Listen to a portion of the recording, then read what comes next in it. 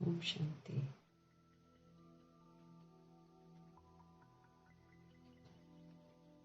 बेहद के बाप,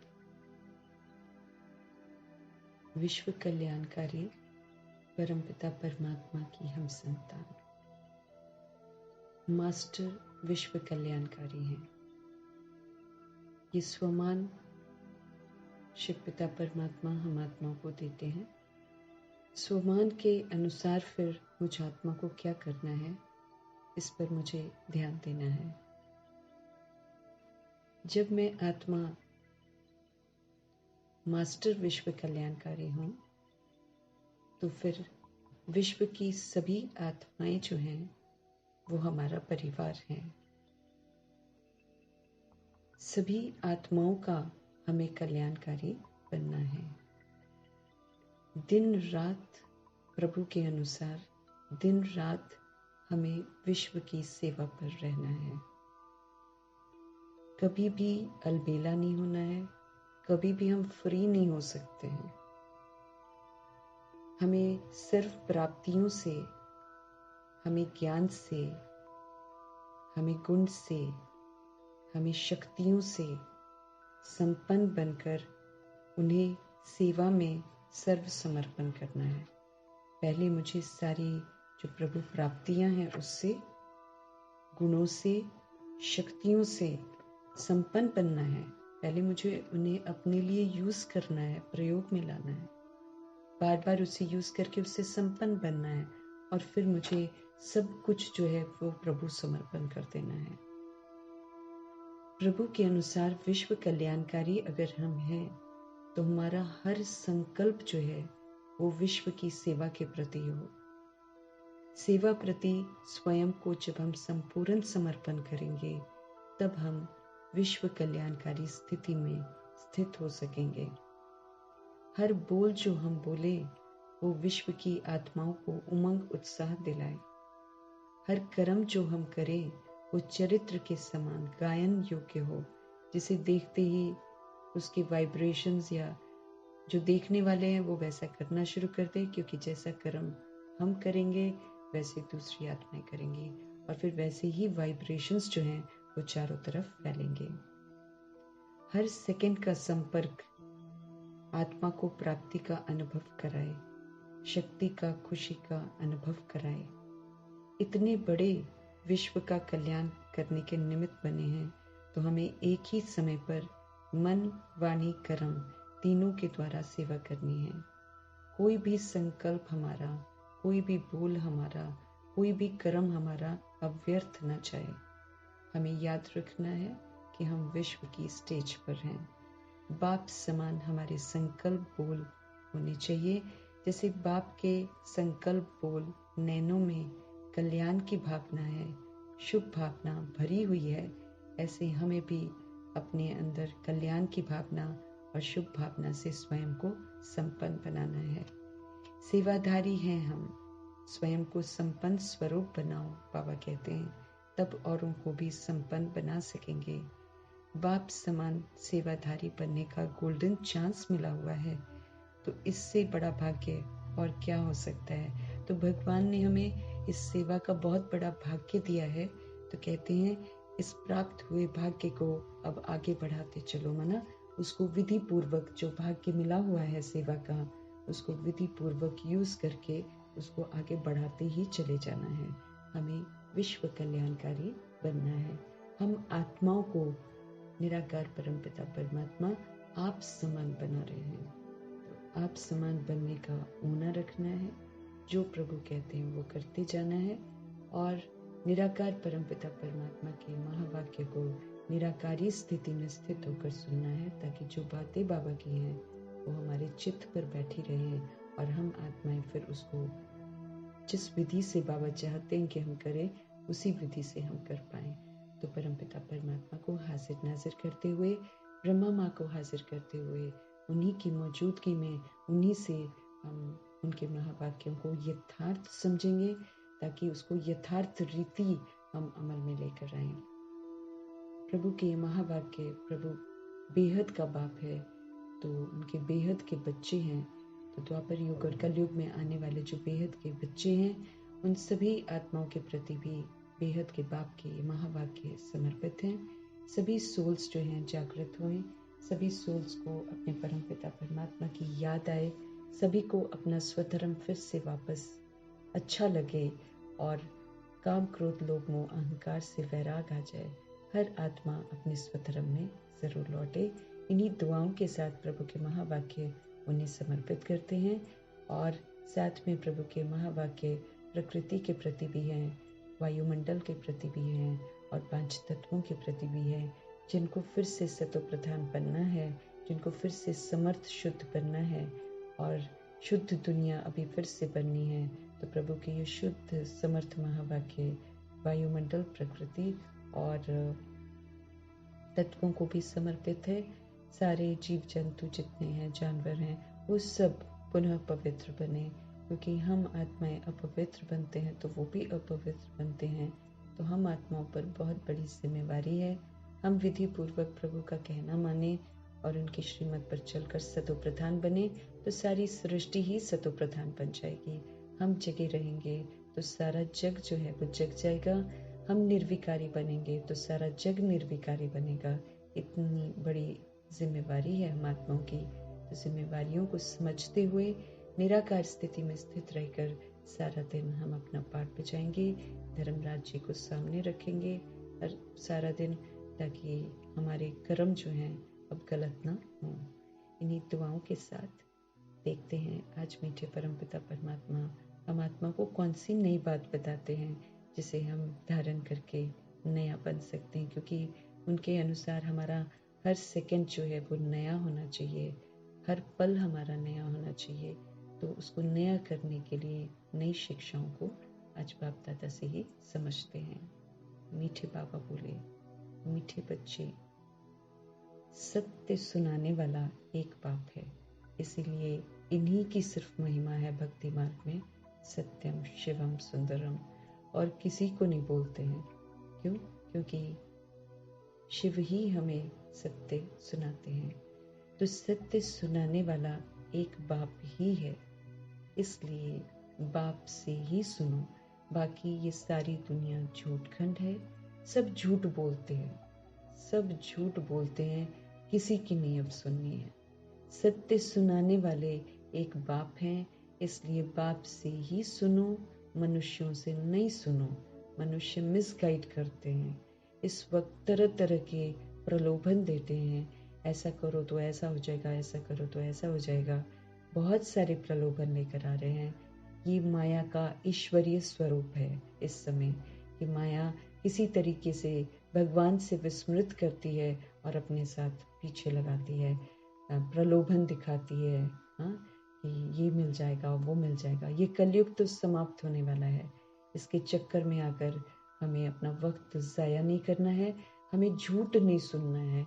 झूठ खंड में हर आत्मा झूठी है, क्यों? सबसे पहला झूठ ये है कि वो अपने आप को शरीर समझती है, इसलिए शुरुआत ही वहीं से है झूठ की।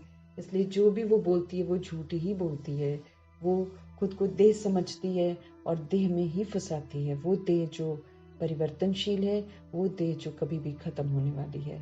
तो हमें कभी भी किसी मनुष्य से अब सुनना ही नहीं है। मनुष्य की मत आधा कल्प तो हम सुनते आए हैं। हम क्या से क्या बन गए, द्वापर युग से कलयुगी बन गए, गिरती कला में चले गए। तो इसीलिए तो स्वदर्शन चक्रधारी प्रभु बनाते हैं, ताकि हम इस चक्र में देखें कि हम गिरे कैसे हैं। जब गिरने की वजह मालूम चल जाती है तो फिर दोबारा थोड़ी गिरना है। जब उठाने वाला हमको मिल गया है तो हमें अब उठना है, न कि हमको गिरना है। इस बात का विशेष ध्यान रखना है। तो सत्य सुनाने वाला सिर्फ और सिर्फ एक परमपिता परमात्मा है, इसलिए बाप से ही हमको सुनना है, मनुष्यों से बिल्कुल नहीं सुनना है। एक बाप से सुनने वाला ही ज्ञानी है। जो एक बाप से सुनता है वही सही मार्ग पर चलता है, वही फिर समझदार बनता है, वही नॉलेजफुल बनता है और वही फिर ज्ञानी कहलाता है। अगर हम अभी भी देहधारियों की बातें सुनते हैं, मनुष्यों की बातें सुनते हैं, झूठ खंड की बातें सुनते हैं, फिर तो हम अज्ञानी हैं, समझ ही नहीं है। फिर से हम वही अज्ञानता का पाठ बजा रहे हैं जो हम आधा कल्प से बजाते हैं। तो उससे क्या होगा? निराशा होएगी, दुर्गति होएगी, फिर पश्चाताप होगा। क्योंकि प्रभु तो बार बार हमें समझाने के लिए आएंगे नहीं, वो तो एक निश्चित अवधि के लिए आते हैं, उसी के बीच में हमें पूरा परिवर्तन होकर प्रभु का बनना है। अगर हम वो वक्त भी बर्बाद कर देते तो फिर तो हम कभी भी नहीं कुछ कर पाएंगे। इसीलिए अब किसी मनुष्य से नहीं सुनना है, अब किसी मनुष्य को गुरु नहीं मानना है, अब किसी देवी देवता या मनुष्य को भगवान नहीं मानना है। एक ही निराकार परमपिता परमात्मा है, एक ही वो सत्य है, एक ही वो सत्यम शिवम सुंदरम है, जिनके सत्य को सुनकर हम सुंदर बन सकते हैं, हम फिर से पवित्र बन सकते हैं। तो सुंदर परमपिता परमात्मा की हर बात को सुनना है और उनके कहे अनुसार चलना है। प्रश्न है, जो आत्माएं अपने देवी देवता घराने की होंगी, उनकी फिर मुख्य निशानी क्या होगी? भगवान कभी भी डायरेक्ट कुछ नहीं बोलते हैं ताकि हमको बुरा ना लग जाए, इसलिए जनरल में निशानियां बताते हैं और फिर छोड़ देते हैं। हम आत्माओं को फिर समझ होनी चाहिए कि उन निशानियों को हम देखें, जो भी कमी कमजोरी हमें उस निशानी के अनुसार है उसे फटाफट चेक करें और चेंज करें। जैसे कल बाबा बोलते हैं, सिर्फ चेक मत करो, नहीं तो दिल शिकस्त हो जाओगे, फिर सोचो कि अरे बस इतना ही हो गया। नहीं, ये समय ही है अपने आप को चेक करके तुरंत चेंज करने का, विजयी आत्मा बनने का। इसलिए हम आत्माएं जो हैं वो निशानियों को देखकर अपने आप को चेक कर सकते हैं, कहाँ तक हम क्या बने हैं और कहाँ तक मुझे और इम्प्रूव करना है ताकि हम वो बन सकें। तो जो देवी देवता बनने वाली सोल्स होंगी, जो देवी देवता घराने की होंगी, उनकी मुख्य निशानी क्या होगी? उत्तर है, उन्हें ये जो ज्ञान है वो बड़ा अच्छा लगेगा, बड़ा मीठा लगेगा। वो मनुष्य मत को बिल्कुल छोड़ देंगे और ईश्वरीय मत पर चलने लग पड़ेंगे। जैसे प्रजापिता ब्रह्मा नंबर 1 एग्जाम्पल बने, एक धक से सब कुछ छोड़ दिया और जो ईश्वर कह रहे थे बस उस पर चल पड़े। तो वो देवताई घराने के लक्षण हैं। तो वो मनुष्य मत को बिल्कुल छोड़ देंगे और ईश्वरीय मत पर चलने लग पड़ेंगे। बुद्धि में आएगा कि श्रीमत से ही तो हम श्रेष्ठ बनेंगे। अभी ये पुरुषोत्तम संगम युग चल रहा है, हमें ही उत्तम पुरुष बनना है। ये जो दौर चल रहा है अभी, बाकी दुनिया के लिए कलयुग है, जो कलयुग के पीछे भाग रहे हैं, लेकिन हम आत्माओं के लिए बड़ा सुनहरा गोल्डन चांस है हीरे तुल्य बनने का। ये पुरुषोत्तम संगम युग हमारा चल रहा है। प्रभु जी हमारे साथ हैं, आत्मा के साथ हैं और आत्मा को उत्तम बनने का अवसर मिला हुआ है। तो पुरुषोत्तम संगम युग ये चल रहा है, जब तक मुरलियां मिल रही हैं तब तक ये युग है हमारे पास और हमें ही उत्तम पुरुष बनना है, हमें बनना है। हम दूसरों को नहीं देखेंगे, बाबा ने बोला है। जैसे कल भी बाबा ने बोला, सतो प्रधान अगर तुमको बनना है फिर तुम दूसरों को देखना बंद करो, तुम अपनी करेक्शन करो, तुम अपनी कमियों को देखो, उसको करेक्ट करो, बजाय इसके कि दूसरों को देखकर उनकी भी कमियां अंदर डालो। यहाँ पर खतरा है, हमारे पास ऑलरेडी कमियां बहुत हैं, हमें उनका स्वचिंतन करके हटाना है, न कि हम दूसरे की कमियों को देखें और उसको भी अपने अंदर डाल लें। तो विधि पूर्वक चलेंगे तब जाकर हम देवताई घराने में जाएंगे। हमें तो बहुत निखरना है, बहुत सतो प्रधान बनना है, इसलिए इधर उधर से बुद्धि का योग हटा लेना है। हर आत्मा अपने अनुसार पुरुषार्थ कर रही है, उसके लिए बाबा बैठे हुए हैं करेक्शन करने के लिए। बाबा अपने आप समझाएंगे, जितना जिस सोल में समझना होगा उतना वो समझेगी। मुझे उसकी फिक्र नहीं करनी है, मुझे अपनी फिक्र करनी है। हम बनेंगे तो फिर दूसरे भी बन जाएंगे, इस बात को स्मृति में रखना है। तो भगवान समझ दे रहे हैं, जो देवताई घराने की सोल्स होंगी उनको ये स्वीट सा ज्ञान बहुत स्वीट लगेगा, अच्छा लगेगा, मीठा लगेगा। वो मनुष्य मत को बिल्कुल छोड़ देंगे और ईश्वरीय मत पर चलने लग पड़ेंगे। बुद्धि में उनके आएगा कि श्रीमत से ही तो हम श्रेष्ठ बनेंगे। अभी ये पुरुषोत्तम संगम युग चल रहा है, हमें ही उत्तम पुरुष बनना है। ओम शांति। मीठे मीठे रूहानी बच्चे, कौन मीठा बनेगा? जो रूहानी बच्चा बनेगा, जो रूह समझेगा वही मीठा बन सकता है। जब तक हम देह समझ रहे हैं, कड़वाहट नहीं जाती है, तो अब रूहानी बच्चा बनना है हमको। बाबा हमको रूहानी बच्चा कहते हैं, बाबा हमको मीठा मीठा कहते हैं। मेरे को जितना वो कह रहे हैं उतना मुझे उसका सबूत देना है। अगर हम नहीं मीठे बने, अगर हम कड़वे ही रह गए, अगर हमारे अंदर देह का भान और अभिमान रह गया, तब हम कड़वे कहलाएंगे। फिर अगर हम रूहानी बच्चा नहीं बने तो फिर ये सारा कर्जा है जिसकी फिर सज़ा मुझे भुगतनी पड़ेगी, क्योंकि प्रभु हम पर बहुत मेहनत कर रहे हैं। रोज़ मीठा मीठा बोल बोल के मीठा बनाने की और जो आश है उनकी उसको पूरा करना है हमें। मीठे मीठे रूहानी बच्चे आत्म अभिमानी भव। भगवान हम आत्माओं को वरदान देते हैं कि अब आत्म अभिमानी बनो। आत्म अभिमानी आत्मा मना जो सोल अपने को आत्मा समझेगी, परमात्मा का बच्चा समझेगी और अपने 7 गुणों को यूज़ करेगी, वो सोल आत्म अभिमानी है। उसके सामने फिर कोई भी सोल कुछ भी करे वो उसको दिखाई नहीं देगा, वो अपने स्वधर्म में सदा टिकी रहेगी। ये आत्म अभिमानी की निशानी है। तो भगवान हम आत्माओं को पढ़ा रहे हैं, पढ़ाते पढ़ाते हम आत्माओं को मीठे मीठे रूहानी बच्चे संबोधित कर रहे हैं और संबोधित करके हम आत्माओं को वरदान दे रहे हैं, आत्म अभिमानी भव। ये आत्मा का अभिमान है, ये आत्मा का शुद्ध अभिमान है कि दुनिया अशांत हो जाए, मुझे शांत रहना है। दुनिया अपवित्र हो रही है, हमें पवित्र रहना है। दुनिया दुख है, दुख धाम बनाते जा रही है, हमें उसको सुख धाम बनाना है। हमें सुखी रहना है और सुख बांटना है। लोग नफरत देंगे, गालियाँ देंगे, हम प्रेम बांटेंगे। और मना ये जो आत्म अभिमानी सोल है ना, वो ऐसा सोचेगी, उसमें शुद्ध अभिमान रहेगा कि मुझे शक्तियों को यूज़ करना है, मुझे सारे गुणों को यूज़ करना है, मुझे पवित्रता को यूज़ करना है, मुझे शांति को यूज़ करना है, मुझे प्रेम को यूज़ करना है, मुझे ज्ञान को यूज़ करना है। ये उसकी बुद्धि में रहेगा। आत्म अभिमानी सोच, उसे शुद्ध अभिमान रहेगा कि मैं अच्छाइयों को यूज़ कर रहा हूँ। वो कभी भी बुराई को यूज़ नहीं करेंगे। तो मीठे मीठे बाबा हम आत्माओं को कहते हैं, मीठे मीठे रूहानी बच्चे आत्म अभिमानी भव। अब तुम आत्म अभिमानी बनो। ये जो देह का अभिमान है, इससे कमी कमज़ोरियाँ जो यूज़ करते हो, इसको जो तुम शक्ति समझते हो कि हम रिटर्न में ऐसा उल्टा व्यवहार करेंगे तो हम शक्तिशाली हैं, ये हम बहुत गलत भावनाएं हमने अंदर डाल रखी हैं।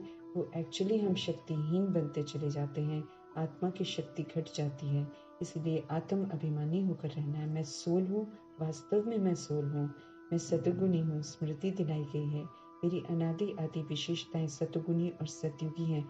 मुझे इन्हीं विशेषताओं में टिक कर अपना पाठ बजाना है, मुझे शक्तियों को यूज़ करके पाठ बजाना है। तो इस बात का मुझे ध्यान रखना है। जो ऐसे करती है सोल, वो आत्म अभिमानी है। उसको शुद्ध अभिमान रहता है कि मुझे देना है, बस कोई मुझे दे नहीं दे, कोई मुझे कुछ भी उल्टा दे, मुझे इधर से अच्छा ही देना है, मुझे शुभ। और उसको इसका शुद्ध अभिमान होता है। शुभ भावना, शुभकामना देना उसको शुद्ध अभिमान होता है। इसलिए उसको बोलते हैं आत्म अभिमानी। उसे स्मृति रहती है, मैं आत्मा परमात्मा का बच्चा हूँ। देह का जो ये अभिमान है, भगवान कहते हैं इसको छोड़ दो, अपने को आत्मा समझो। झूठ है ना, देह तो झूठी है, तो इसका अभिमान भी तो झूठा है। देह को देखकर फिर हम कड़वे हो जाते हैं। तो भगवान कहते हैं इस देह के अभिमान को छोड़ दो, अब अपने को बार बार आत्मा समझो। आत्मा समझने से ऊंची स्थिति हो जाती है, आत्मा समझने से हम अवतार हो जाते हैं, आत्मा समझने से हम परमात्मा के बच्चे हो जाते हैं, आत्मा समझने से फिर हम परम धाम के रहने वाले होते हैं। शरीर समझने से इधर उधर के घर में जहाँ हम रहते हैं उसको हम अपना समझते हैं, लेकिन नहीं, वो तो टेम्पररी है। लेकिन सोल जो बॉडी में बैठी हुई है, उसका अपना घर परम धाम है। उसकी फिर ऊंची स्थिति हो जाती है। उसके फिर मम्मी पापा शिव बाबा हैं, उसके मम्मी पापा देह के माता पिता नहीं है। तो सारा जो सोच है वही बदल जाती है पूरी की पूरी। फिर हम बाप समान बन जाते हैं, फिर हम सारे भेदभाव से मुक्त हो जाते हैं, फिर हम सर्व गुणों से संपन्न, सर्व शक्तियों से संपन्न हो जाते हैं। हमारा सारा स्वरूप भी चेंज हो जाता है। तो भगवान कहते हैं मीठे मीठे रूहानी बच्चे, अब आत्म अभिमानी भव। ये जो देह का अभिमान है, इसको छोड़ दो, अपने को आत्मा समझो। ये भी जानते हो परमात्मा एक ही है। अब हमें किसी और को नहीं मानना है। ब्रह्मा को परमात्मा नहीं कहा जाता है। ब्रह्मा रथ हैं प्रभु के, वो भी प्रभु को याद करते हैं। तो जो प्रभु को याद करता है वो भगवान नहीं होता है। तो हम ये अच्छी तरह समझेंगे। ये भी जानते हो कि परमात्मा एक ही है। ब्रह्मा को परमात्मा नहीं कहा जाता है। ब्रह्मा के 84 जन्मों की कहानी को अब हम जानते हैं कि कैसे सोल एक बॉडी छोड़ छोड़कर जब पुनर्जन्म में आती है तो अपनी शक्तियों को खोती जाती है। जितने वो आधार बनाती है परिवार के, उतना वो शक्तिहीन होती चली जाती है और शक्तिहीन होके 83 जन्म भगत आत्मा बन जाती है। जो उसका अपना स्वधर्म होता है उसकी तलाश में इधर उधर घूमती है, बहुत सारे गुरु बनाती है, फिर उसके बाद जाकर अंत में उनको भक्ति का फल मिलता है, फिर उनका 84वां जन्म जो है वो शुरू होता है। तो अब हम उनकी 84 जन्मों की कहानी को जानते हैं। प्रभु एक का उदाहरण देकर हम आत्मा को समझ देते हैं कि हम आत्माएं कैसे पुनर्जन्म में आकर नीचे गिरते चले जाते हैं। तो ब्रह्मा के 84 जन्मों की कहानी को हम जानते हैं। उनका ये अंतिम जन्म है, ये भी हमें समझ में आ गया है। हम सभी आत्माओं का भी ये अंतिम जन्म है। किसी का कोई हिसाब किताब रह गया होएगा तो वो गर्भ जेल में जाएंगे, अदरवाइज तो हम आत्माओं का अंतिम जन्म है। मुझे आना भी इसमें ही होता है, क्योंकि यही सोल है जो सबसे पहले सृष्टि पर आती है, यही सोल है जो सबसे पहले विस्मृत होती है, फिर यही सोल है जो पूरी भक्ति करती है, और यही सोल है जो भक्ति से प्रभु को खुश कर देती है। फिर प्रभु रहम करके इन्हें भक्ति का फल ज्ञान देते हैं। तो यही एक सोल है जो पूरा A to Z 5000 वर्ष का पाठ बजाते हैं, इसलिए प्रभु इन्हीं का रथ यूज करते हैं। मुझे आना भी इसमें ही होता है, जिसने पूरे 84 जन्म लिए हैं उनको ही बताता हूँ, क्योंकि ये पूरा पाठ भी तो पूरा बजा रहे हैं ना, व्यक्त का भी बजा रहे हैं, अव्यक्त का भी बजा रहे हैं, मतलब पूरा 84 जन्म जो है, ये जो 84वां जन्म है, ये इनका 100 वर्ष का जन्म जो है, इसको भी ये पूरा करते हैं। वो तो शरीर की आयु को तो नहीं देखा जाएगा ना, वो चाहे जितनी भी हो, लेकिन एक्चुअली जो है ये 33 इयर्स का जो पार्ट है, नया जो पार्ट होता है शरीर 84वां जन्म का, वो 33 वर्षों का जो पार्ट है वो धरा पर पार्ट बजाते हैं, और बाकी का अव्यक्त रूप में। तो A to Z पूरा पार्ट बजा रहे हैं, वो तो व्यक्त में भी और अव्यक्त में भी सेवा पर हैं। तो इसीलिए प्रभु इन्हीं को यूज करते हैं। ये जिसने पूरे 84 जन्म लिए, यही वो सोल है जिसने पूरे के पूरे 84 जन्म लिए हुए हैं। सबसे पहले आते हैं ना, उनको ही बताता हूँ, तुम 84 जन्मों को नहीं जानते हो, मैं ही तुमको बताता हूँ। पहले पहले तुम ये देवी देवता थे, कल भी हमको याद दिलाया। अब ये है कि हम कितना इसको कैच करते हैं। भगवान तो सबको बता देते हैं ना, फिर जो सोल जितना इसको कैच करती है, जैसे ब्रह्मा जी ने कैच किया कि हाँ मैं नारायण हूँ, हाँ मैं कृष्ण हूँ, बनने वाला हूँ, तो वो तो फिर उसी तरीके से बिहेव करने लगे ना, व्यवहार में पूरा कृष्ण और नारायण का जो आचरण होना चाहिए उसको प्रैक्टिकल में लाना शुरू किया। जैसे मातेश्वरी ने लक्ष्मी का टाइटल मिला तो वो लक्ष्मी बनकर ही पाठ बजाने लगे थे आचरण में। इसीलिए लक्ष्मी बनकर, सरस्वती बनकर, काली बनकर, जगत अम्बा बनकर, जैसा जैसा नाम प्रभु उनको दे रहे थे, फिर वैसा वैसा वो पाठ बजाते जा रहे थे। तो ऐसे जो सोल्स हैं जिन्होंने कैच किया, वैसे हम पर भी है। हम कितना इस चीज़ को कैच करते हैं। अगर भगवान हमको बोलते हैं कि पहले पहले तुम ये देवी देवता थे, पहले पहले तुम सतो प्रधान थे, तो डिपेंड करता है कि कितना मैं इसको स्वीकार करती हूँ और कितना फिर इसके जो लक्षण है उसको धारण करती हूँ। जो सोल देवी देवता होगी वो पूरे लक्षण को धारण करेगी। तो पहले पहले तुम ही देवी देवता थे, अब ये बनने के लिए फिर पुरुषार्थ करना है। पुनर्जन्म तो पहले जन्म से ही शुरू होता है। अब बाप कहते हैं मैं जो तुमको सुनाता हूँ ना वही राइट है, वाकई वही राइट है। अब हमको अनराइटियस बात कोई सुननी नहीं है। बाकी जो कुछ तुमने सुना है वो सारा का सारा रॉन्ग है। मुझे कहते हैं ट्रुथ, सत्य बोलने वाला। मैं सत्य धर्म की स्थापना करने वाला हूँ। भगवान सत्य धर्म स्थापन करते हैं। कहा जाता है सच तो बिठो नच। अगर हम सच्चे बन जाते हैं तो फिर हमें डरने की कोई ज़रूरत नहीं है।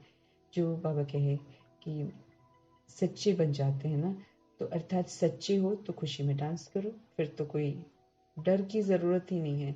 ये है ज्ञान की डांस, माना ज्ञान को धारण करना मतलब ज्ञान डांस करना। ऐसा नहीं कि हम नाचते हैं, कूदते हैं, फांगते हैं। जैसे लोग आत्माएं नाच शब्द सुनती हैं, डांस, तो वो डांस ही करना शुरू कर देते हैं, है ना। जैसे मनोरंजन की बात बाबा ने होली की उस दिन करी, तो होली के रंग ही लगाने लग गए और मुंह बनाकर वैसे ही जैसे भक्ति मना अज्ञानता में लोग नाचते हैं वैसे ही नाच रहे हैं। तो समझ का फेर हो जाता है ना। भगवान की जो लैंग्वेज है आत्मा के लिए है, तो आत्मा कैसे नाचेगी? बिंदी थोड़ी नाचती है। तो बिंदी स्वरूप में जब हम स्थित होते हैं तब हम सच्चाई में स्थित होते हैं, तब हम कभी भी डरने की हमको बात नहीं है। तो आत्मा थोड़ी नाचेगी, आत्मा से बात कर रहे हैं भगवान। तो खुशी की डांस में ना आत्मा जो आंतरिक सुख होता है, आंतरिक खुशी होती है, उसको अनुभव करती है जब वो सच्ची बनती है। ये ज्ञान की डांस है। वो लोग श्री कृष्ण को दिखाते हैं कि मुरली बजाई और रास किया, ऐसा दिखा देते हैं, लेकिन नहीं, ऐसा नहीं करते। न तो कृष्ण जी करते हैं जब वो आते हैं, और न कृष्ण की आत्मा दादा लेखराज ऐसा करते हैं। तो या जब वो ब्रह्मा बनते हैं तो वो कहाँ डांस करते हैं।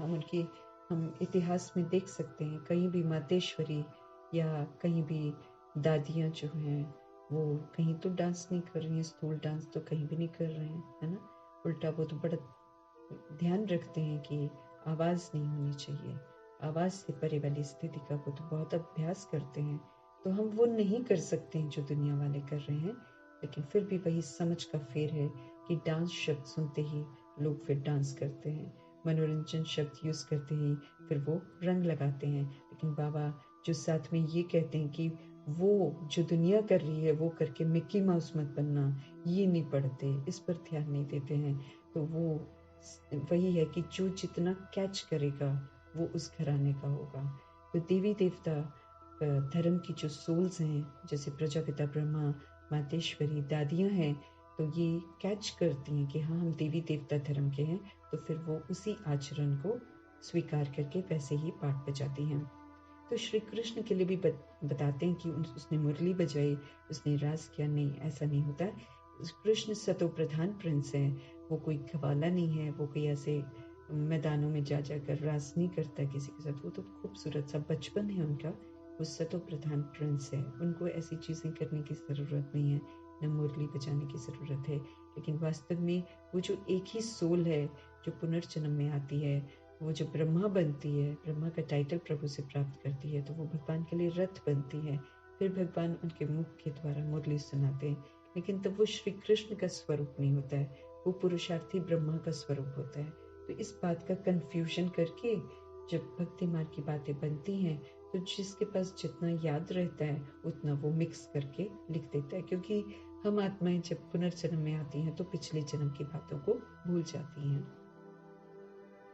तो दिखाते तो ऐसा है कि मुरली बजाई, राज किया, लेकिन वो ऐसा नहीं करते हैं। वो तो सचखंड का मालिक है, सचखंड में तो आत्मा समझकर पाठ बजाते हैं ना। तो इस तरह का जो स्थूल रीति यहाँ पर अपनाते हैं वैसे नहीं करते वहाँ पर। वो तो सचखंड में आने वाली सचखंड का मालिक है। लेकिन इनको भी बनाने वाला कौन? शिव पिता परमात्मा। सचखंड की स्थापना करने वाला कौन? वो है सचखंड। और ये पूरा का पूरा झूठ खंड है। यहाँ लोग झूठ बोलते हैं। क्यों? सबसे पहला झूठ तो वो अपने आप को शरीर समझते हैं, फिर शरीर के लिए ही सारे उपाय बताते हैं। शरीर को ऐसा कर लो, शरीर को वैसा कर लो, शरीर को ये खिला दो, शरीर को वो खिला दो, शरीर को ये वाला एक्सरसाइज करवा दो, शरीर को वो करवा दो। सारा कुछ शरीर के लिए कर रहे हैं। शरीर क्या है? विनाशी। अभी भगवान हम आत्मा को समझ देते हैं कि शरीर को जो चला रही है आत्मा, उसमें गड़बड़ी आ गई है, उसको ठीक करो तो शरीर ठीक होएगा। उससे अपने विकर्मों को भस्म करो तो सजाओं से मुक्त हो जाओगे। उसमें दिव्यता को धारण करो तो फिर तुम दिव्य आत्मा बन जाओगे। प्रभु अब हमको ये बात समझ में देते हैं। प्रभु आत्मा के बारे में बताते, क्योंकि आत्मा ही तो सत्य है, आत्मा ही तो पाठ बजा रही है, आत्मा ही तो अविनाशी है, शरीर तो विनाशी है। तो सत्य कौन बता रहा है? परमपिता परमात्मा बता रहे ना। तो जब तक ये आत्मा अंदर से ठीक नहीं है तब तक शरीर ठीक नहीं हो सकता है। शरीर को ठीक करना है तो आत्मा को ठीक करना है। अगर हमको धनवान बनना है तो आत्मा को धनवान बनाना है। सूक्ष्म जो चीज़ें भगवान दे रहे हैं उससे मुझे धनवान बनना है, तो फिर बाहर भी हम धनवान बनते हैं। हम इस संगम युग में उस टाइप से स्थूल रुपयों से धनवान नहीं बनाते हैं भगवान, क्योंकि उसकी ज़रूरत नहीं है। वो कलयुग की धन है, उससे हमको रिच नहीं बनना है। लेकिन फिर भी जब हम ज्ञान धन से संपन्न होते हैं तो प्रभु हमारे सारा रोजी रोटी खर्चा सब चलवा देते हैं। प्रभु चलवाते हैं, क्योंकि हम इस समय प्रभु पालना में पल रहे हैं। इस बात का हमको ध्यान रखना है। बाकी जो देह की भान में कमाना है वो तो सड़कों पर पड़ा हुआ मिलेगा, वो तो किसी के काम नहीं आएगा। वो या तो दबा रहेगा या जल जाएगा, या उसको चोट लूट के ले जाएंगे, या फिर जो अथॉरिटीज़ हैं वो ले लेंगी, ये उस विधि से जाएगा धन। इसलिए फिर उसको कमाने के लिए मैं मेहनत क्यों करूं, है ना, जब वो चला ही जाएगा। इसलिए जो भगवान सुनाते हैं वो हमको सुनना है और उसी विधि से अपने आप को करेक्ट करना है। तो सचखंड की स्थापना करने वाला कौन? वो है सचखंड, और ये पूरा है झूठखंड। भारत सचखंड कभी था जब इन लक्ष्मी नारायण का राज्य था। उस समय और कोई खंड था भी नहीं। मनुष्य ये जानते ही नहीं है कि स्वर्ग कहाँ है। वो तो ये समझते हैं कि कोई भी शरीर छोड़ता है ऊपर चला जाता है। एक तो शरीर को जलाते भी हैं, शरीर समझते भी हैं, और फिर कहते हैं कि ऊपर चला जाता है। उनको कुछ समझ में नहीं आता है। वो कहते हैं स्वर्गवासी हुआ। कोई भी, सारी तो पाप आत्माएं हैं। सभी इस समय पाप आत्माएं हैं, तो कहां से स्वर्ग में चली जाएंगी? भगवान आकर समझ देते हैं कि स्वर्ग की स्थापना वो खुद करते हैं। हेवन बाबा खुद आकर स्थापन करते हैं। फिर उस हेवन में कैसे जाना चाहिए वो भी प्रभु समझाते हैं। जब हम पूरा क्वालिफाई करते हैं तब जाकर हेवन का गेट मेरे लिए खुलता है। यहाँ तो इतनी कंडीशंस हैं। जब तक हम सच्चे नहीं बनते हैं, जब तक हम देह के नाम रूप के लेबल्स को पूरा अच्छी तरीके से नहीं मिटा देते हैं, तब तक तो हम जा ही नहीं सकते हैं स्वर्ग में। प्रभु हमको समझ देते हैं हर बात की। तो भगवान क्या कह रहे हैं कि उस समय कोई खंड नहीं था। मनुष्य ये नहीं जानते हैं कि स्वर्ग कहाँ है। कोई मरते हैं तो कह देते हैं स्वर्गवासी हुआ। हाँ, कोई भी मर जाए, विकारी आत्माएं तो शरीर छोड़ती हैं, कहाँ से जाएंगी वो स्वर्ग में, लेकिन कह देते हैं स्वर्गवासी हो गया। फिर उसको बाबा कहते हैं नर्क का खाना क्यों खिलाते हो? अगर ये नर्कवासी मैंने स्वर्गवासी हुआ तो बाबा कहते हैं दस्तक तो होनी चाहिए ना बुद्धि पर कि ये नर्क है, तो हम भी नर्कवासी हैं, ये बुद्धि में आना चाहिए, लेकिन नहीं आता है। और फिर जो मरे हुए हैं उनके नाम का फिर श्राद्धों में खिलाते हैं, और फिर बाबा पूछते हैं कि फिर तुम उसे नर्क का क्यों खाना खिलाते हो अगर वो स्वर्ग चला गया है तो मानो पूरा मनुष्य मत उल्टी मत होकर चल रही है। भगवान हमको सत्य समझाते हैं, बाप समझाते हैं तुम उल्टे लटक पड़े, तुम माया के अधीन हो गए हो। हम सभी माया के अधीन हो गए। माया झूठ है, माया हमारी कमी कमजोरियां हैं, माया देह अभिमान है जो कि झूठ है। तो भगवान कहते हैं तुम उल्टे लटक पड़े हो। इसीलिए हम गर्भ जेल में भी उल्टे लटकते हैं, उसमें भी उल्टे लटके रहते हैं सारा समय। छोटी सी जगह मिलती है, वो भी गंदगी की जगह मिलती है, उसी एक जगह पर उल्टा शरीर लटका रहता है, उसके बीच में सजा भुगतते हैं हम सब। क्यों? उल्टा चलते ना, इसलिए उल्टा लटकते हैं। जब सतयुग है तो गर्भ महल है, उसमें तो आराम से सो लाकर सीधे ही पेट की परत पर रहती है लिटरली, और खाली एक लेयर होती है ऊपर, और पूरा अंदर गर्भ महल, क्योंकि क्लीन बॉडी होती है, एकदम नीट एंड टाइडी बॉडी, देवताई बॉडी होती है, उसमें किचड़ा तो होता ही नहीं है। तो अंदर लिटरली पेट के अंदर जस्ट ऊपर में ही वो बिल्कुल एकदम गर्भ महल होता है। उसमें जब पूरा एक समय हो जाता है, सोल बॉडी में थोड़ा बॉडी ग्रो हो जाती है, आराम से ऊपर अपने आप आ जाती है, कोई कष्ट नहीं, कुछ नहीं। और यहाँ पर उल्टे लटकते हैं, उल्टे लटकते हैं। आदि समय जो जन्म का है वो भी कष्टदायक, और बाकी फिर जन्म के बाद भी कष्ट ही कष्ट, रोना धोना ही लग जाता है। क्यों? क्योंकि हम उल्टे काम करते हैं, इसलिए हम उल्टे लटक पड़ते हैं और फिर माया के अधीन हो पड़े हैं। वो जो अधीनता है फिर हमें ऐसा बना देती है। अब तुमको बाप आकर सुलटा बनाते हैं, शिव पिता परमात्मा अब हमको सुलटा बना रहे हैं, हमको सत्य से परिचित करा रहे हैं। इसलिए हम आत्माओं को बोलते हैं कि अपने को तुम अब आत्मा समझो ना, आत्मा समझकर फिर जो तुम्हारा स्वधर्म है उसमें टिको, क्योंकि टिकना है मुझे फिर से वापस अपने घर जाना है, मुझे सतोगुणी बनकर जाना है। तो सतोगुणी कैसे बनेंगे? जब हम उन गुणों को यूज करेंगे, और जब गुणों को बार बार यूज करेंगे, सिर्फ एक बार यूज करने से वो मेरा संस्कार नहीं बनेगा, क्योंकि कोई भी संस्कार तब बनता है जब हम किसी चीज को रेपिटेटिव करते हैं, बार बार करते हैं। जैसे कलयुग में हमने कमी कमजोरियों को बार बार यूज किया है, इसलिए वो बहुत पक्की हो गई हैं।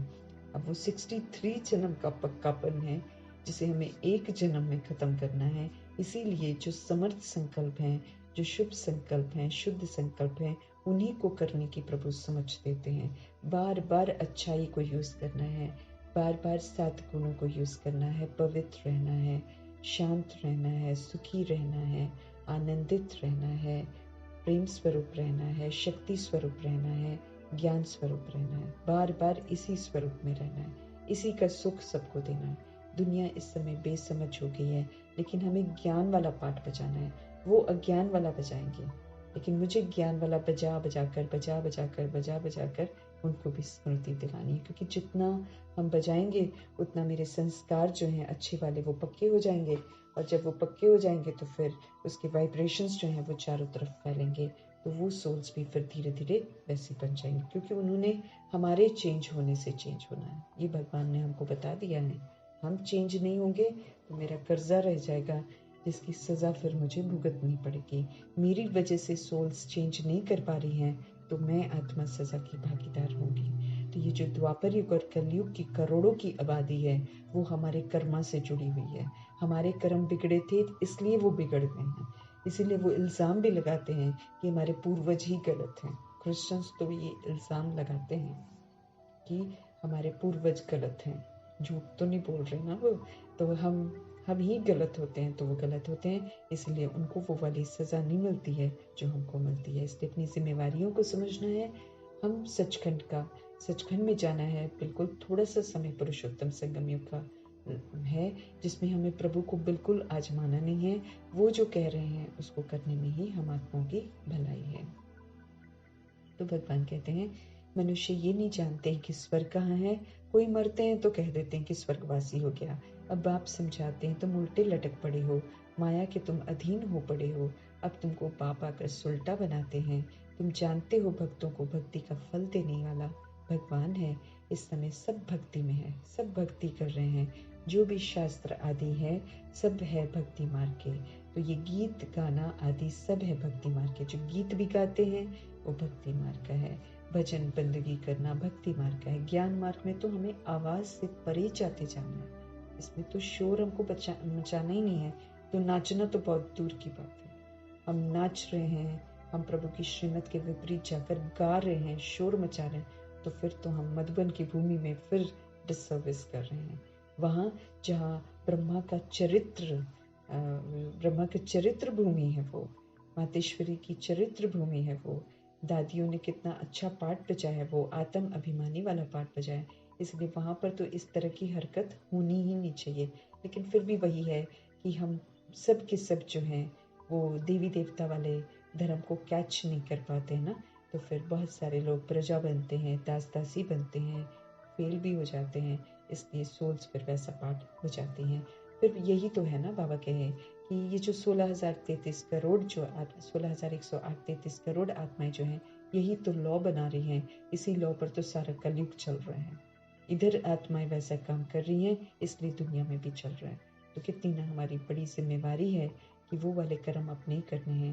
नहीं तो फिर हम जुड़ गए ना, उतनी सोल्स जो हमारी वजह से वो और गंदे रूप में खेल रही हैं। अब यहाँ प्रभु के बच्चे रंग लगा रहे हैं, स्थूल रंग लगा रहे हैं। अगर यहाँ पर प्रभु की भाषा में सब मिकी माउस बन रहे हैं, तो वहाँ बाहर तो और भी ज़बरदस्त बन रहे हैं। तो कैसे हम सारे लिंक्ड हैं। उनको वो वाली सज़ा नहीं मिलेगी जो भगवान के बच्चों को मिलेगी, क्योंकि वो समझ मिलने के बाद समझ को उल्टी रीति से लेकर फिर उल्टे लटकते हैं। तो बाबा समझते रहे कि ये भजन बंदगी जितनी भी है, ये सारी जो है ये भक्ति मार्ग है। तुम जानते हो हमको तो आवाज़ से अब परे जाना है, हमको वापस जाना है। तो जितना भी हो सके हमको शांत रहना है, आवाज़ नहीं करनी है। बाप कहते हैं, मीठे बच्चों, मुख से हे भगवान भी कभी नहीं कहना है। अब तो हमको नहीं करना है ना, वो जो हम पहले किया करते थे वो हमको अब नहीं करना है। बाबा कहे, मीठे बच्चों, मुख से हे भगवान भी कभी नहीं कहना है। ये भी भक्ति मार्ग है।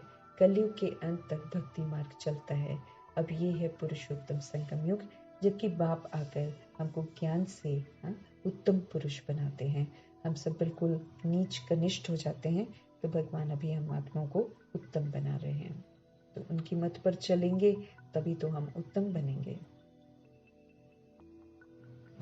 तुम एक ईश्वरीय मत पर चलो। जो ईश्वर कहते हैं वही राइट है। बाबा मनुष्य तन में आकर हम आत्माओं को सत्य सुनाते हैं। तुम कितने समझदार थे, अब तुम कितने बेसमझ बन पड़े हो।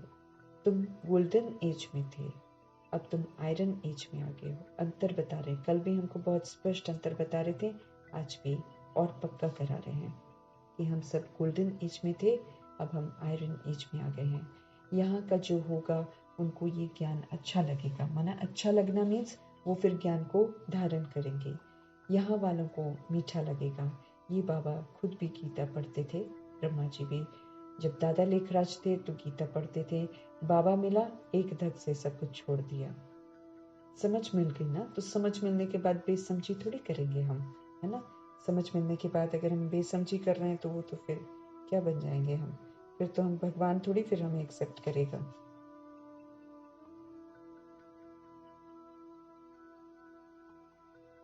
तो बाबा मिला तो उन्होंने सब कुछ एक धक से छोड़ दिया। गुरु भी बहुत किए थे। बाप ने कहा ये सब भक्ति मार्ग के गुरु हैं, ज्ञान मार्ग का गुरु तो सिर्फ एक शिव बाबा है, बस और कोई नहीं है। देहधारी गुरु हमको अच्छी राह नहीं दिखाते हैं, वो हमें दुर्गति में ही ले जाते हैं, वो अपने साथ बांधते हैं।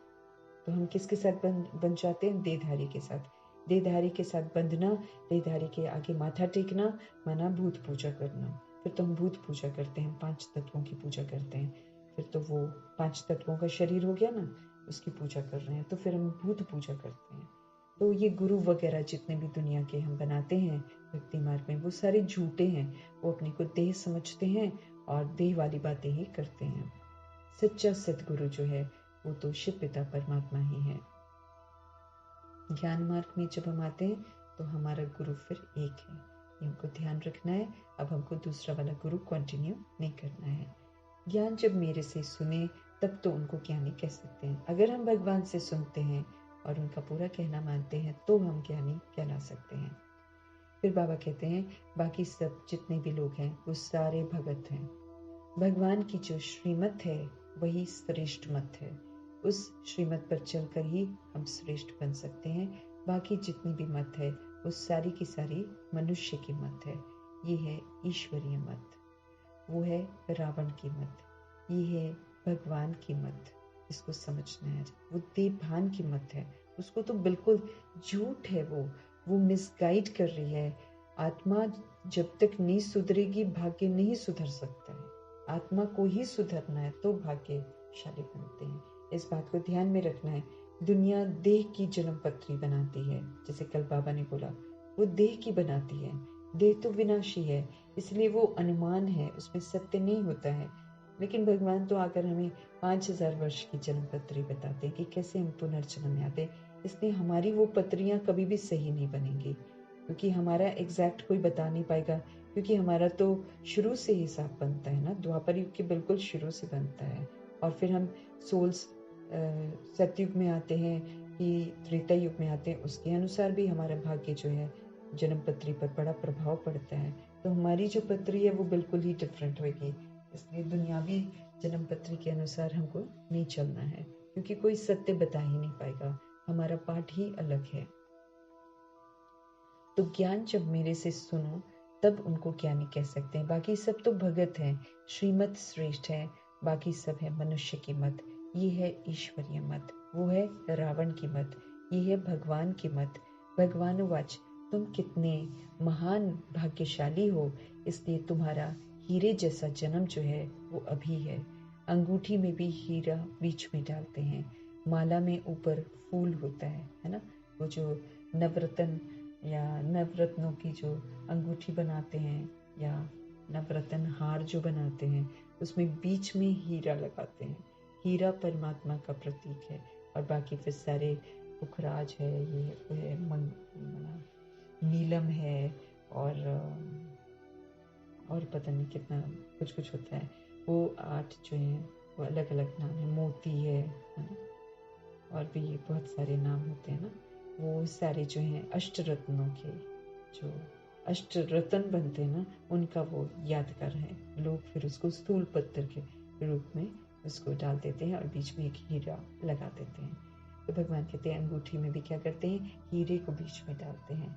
माला में क्या दिखाते हैं, ऊपर फूल दिखाते हैं। फिर मेरुदाना, ब्रह्मा सरस्वती, फिर उसके नीचे 108 मोती होते हैं। तो माला में सबसे ऊपर फूल होता है, फिर वो फूल की तरह जो बाप समान बनते वो तो फिर मातेश्वरी और ब्रह्मा ही है, क्योंकि वो गलतियां नहीं करते हैं। हम आत्माएं ऑफ कोर्स ऊपर नीचे अवस्था होती है, तो इसलिए वो एकदम क्या है, गलत नहीं करते हैं, वो सही दिशा पर चलते हैं। जो पुरानी गलतियां हैं वो रिपीट नहीं करते हैं, इसलिए वो फूल के बिल्कुल नीचे होते हैं, मेरुदाना। तो माला में ऊपर फूल होता है, फिर मेरू होता है।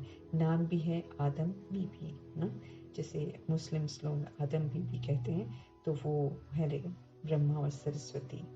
तुम कहेंगे मम्मा पापा, आदि देव और आदि देवी, ये है संगम के, यहाँ पर देव देवी बनते हैं। वो लोग इतना प्रैक्टिकल अपना पार्ट अच्छा बजाते हैं, तो वो सबसे पहले बनने वाले देव और वो सबसे पहले बनने वाली देवी, ये सारा संगम का पुरुषार्थ है।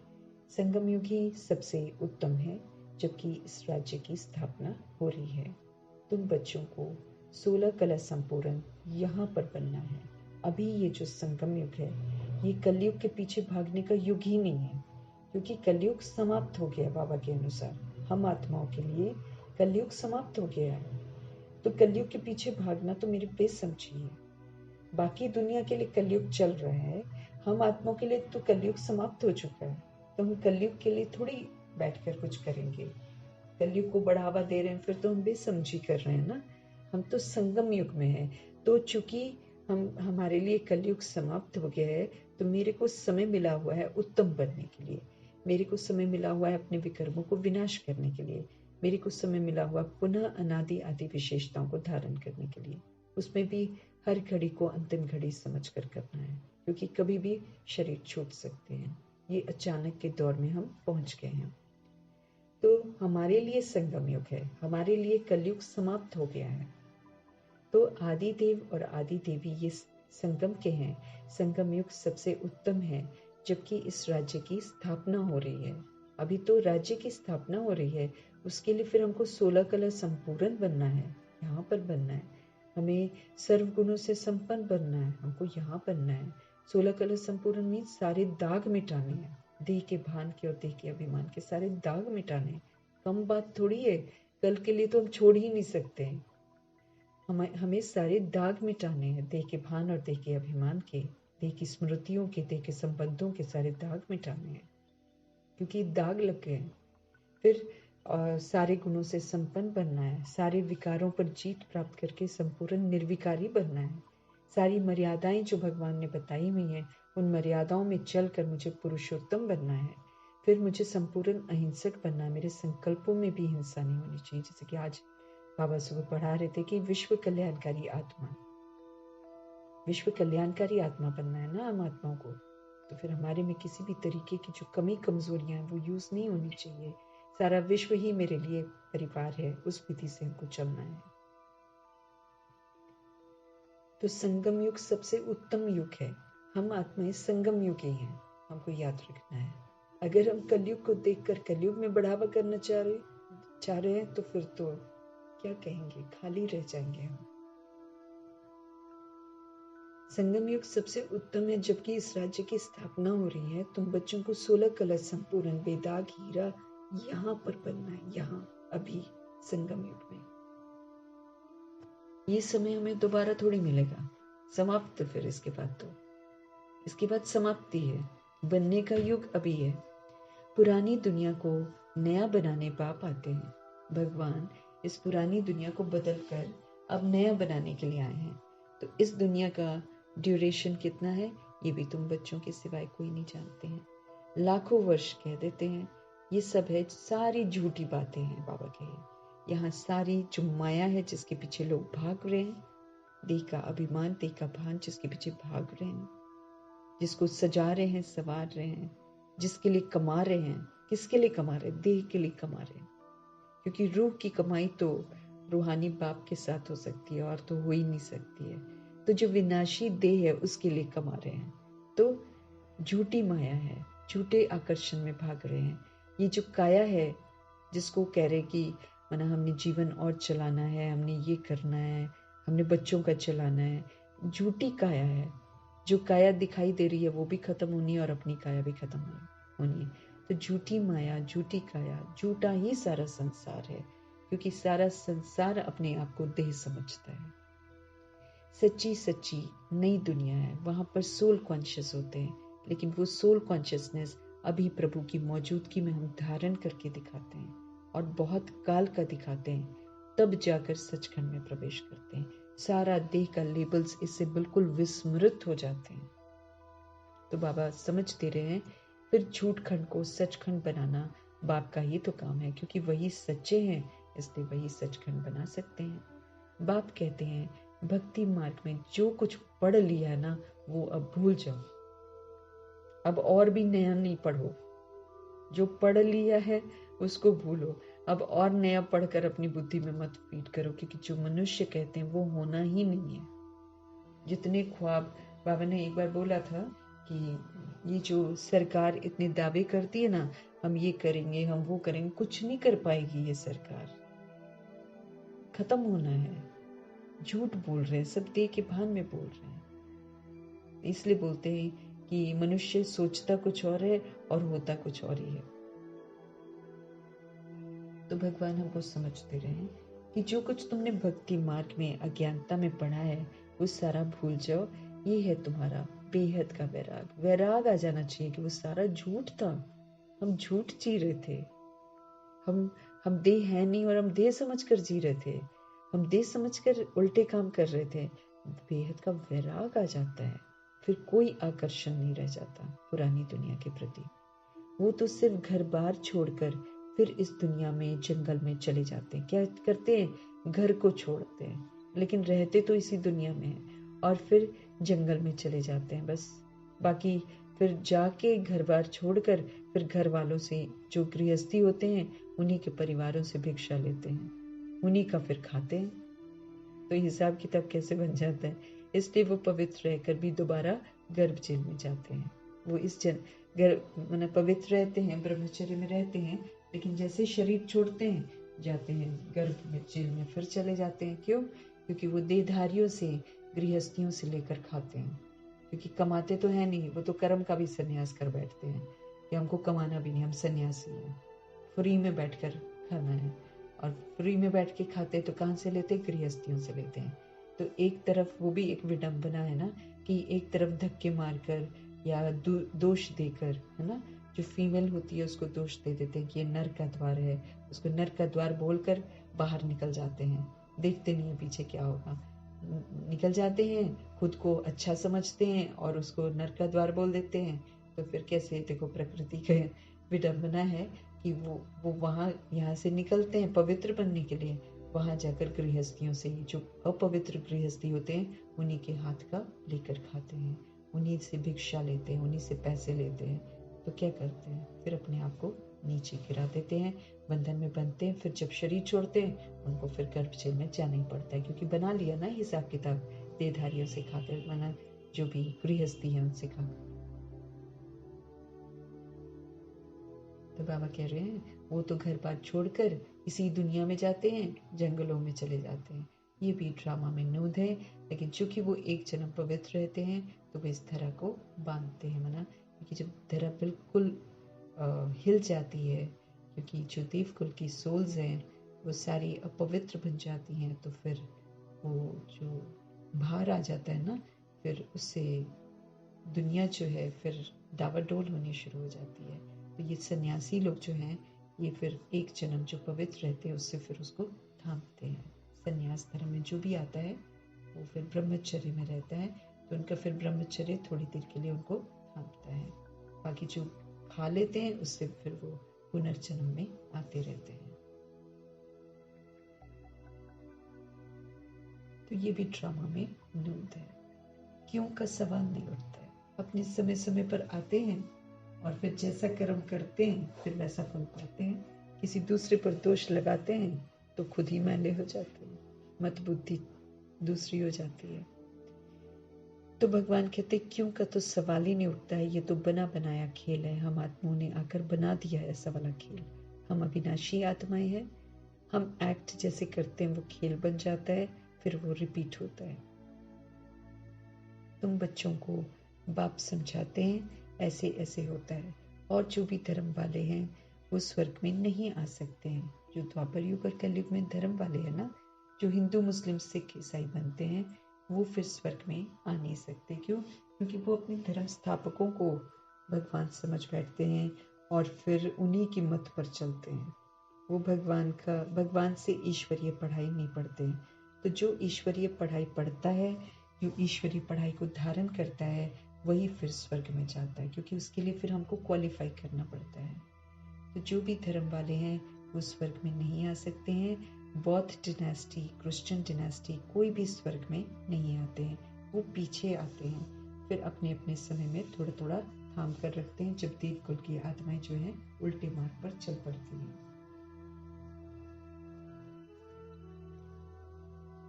पहले पहले है टीटी डिनेस्टी, देवी देवता धर्म जो है। फिर इब्राहिम आते हैं, फिर बुद्ध आते हैं, फिर क्राइस्ट आकर अपना अपना धर्म स्थापन करते हैं। बाबा पुरुषोत्तम संगम युग पर आकर के ये डीटी डिनेस्टी स्थापन करते हैं। जब संगम युग आता है, माना हम आत्माओं के लिए कलयुग जो है वो समाप्त हो जाता है। बाकियों के लिए चल रहा है, लेकिन हमारा कलयुग समाप्त होता है। क्यों? क्योंकि अब हम पुरुषोत्तम संगम युग में आ जाते हैं। पुरुषोत्तम संगम युग में ईश्वरीय कायदे हैं। उन ईश्वरीय कायदों पर चलने से फिर हम डीटी किंगडम जो प्रभु स्थापन करते हैं उसमें हम आ सकते हैं। कोई भी आत्मा आती तो गर्भ में ही है। छोटा बच्चा सो बड़ा हुआ, शरीर बड़ा छोटा होता रहता है। शिव बाबा तो छोटा बड़ा नहीं होता है, न वो गर्भ से जन्म लेते हैं। बुद्ध की आत्मा ने प्रवेश किया। बुद्ध धर्म पहले तो होता नहीं है, जरूर यहाँ का कोई मनुष्य होता है, उसमें प्रवेश करते हैं। धर्म स्थापक जो हैं वो पहले जन्म में गर्भ जल में नहीं जाते हैं। जैसे प्रभु ब्रह्मा का आधार लेते हैं, ऐसे ये जो बुद्ध है, इब्राहिम है, क्राइस्ट है, ये लोग कोई ऑलरेडी भगत आत्मा मौजूद होती है, उसके तन में प्रवेश करते हैं। बुद्ध धर्म पहले तो होता नहीं है, तो जरूर यहाँ के कोई मनुष्य में प्रवेश करेंगे, फिर गर्भ में तो जरूर जाएंगे। बुद्ध धर्म एक ने ही स्थापन किया, फिर उनके पीछे और आते गए, फिर वृद्धि होती गई। जब लाखों हो जाते हैं तो फिर राजाई चलती है। बौद्धियों का भी राज्य था। बाप समझाते हैं ये सब पीछे आते हैं, उनको गुरु नहीं कहा जाता है। गुरु होता है सिर्फ एक, वो तो अपने धर्म की स्थापना कर फिर नीचे आ जाते हैं। बाप ने सबको ऊपर भेज दिया था, फिर मुक्ति धाम से एक एक करके सब नीचे आते हैं अपने अपने समय पर। उनका पाठ इमर्ज होता है, जो उन्होंने बजाया होता है उसके अनुसार फिर वो पाठ बजाने आ जाते हैं। तुम भी जीवन मुक्ति से नीचे आते हो, वैसे वो फिर मुक्ति से नीचे आते हैं। उनकी महिमा काहे की? फिर उनकी महिमा काहे की? ज्ञान तो उस समय प्राय लोप हो जाता है। बाप ज्ञान देते हैं गति सदगति के लिए। ये जो भगवान का ज्ञान हमें मिल रहा है, इससे हमारी गति होती है, इससे हमारी सदगति होती है। गति माना मुक्ति होती है, हम मुक्त बनकर मुक्ति धाम जाते हैं। सदगति जीवन मुक्ति है, जीवन मुक्त बनकर पाठ बजाकर श्रीमद् प्रमाण हम अपनी रिकॉर्डिंग जो वर्षे की है उसको रिकॉर्ड करते हैं और फिर हम जीवन मुक्ति में आते हैं, यानी कि सतयुग में आते हैं। तो ये बाप हमको समझ देते हैं, जिससे हमको गति मिलती है और हमारी सदगति होती है। बाकी ज्ञान जो है वो तो प्राय लोप हो जाता है, उसके यादगार रह जाते हैं। तो हम सब भी जीवन मुक्ति से नीचे आते हैं, वैसे वो भी फिर मुक्ति से नीचे आते हैं। उनकी महिमा काहे की? ज्ञान तो इस समय प्राय लोप हो जाता है। बाप ज्ञान देते हैं, गति सदगति के लिए देते हैं, तो वो गर्भ में नहीं आते हैं, इसमें बैठे हैं, इनका दूसरा का नाम नहीं। औरों के शरीरों का नाम है, ये है परम आत्मा। ये ज्ञान के सागर हैं।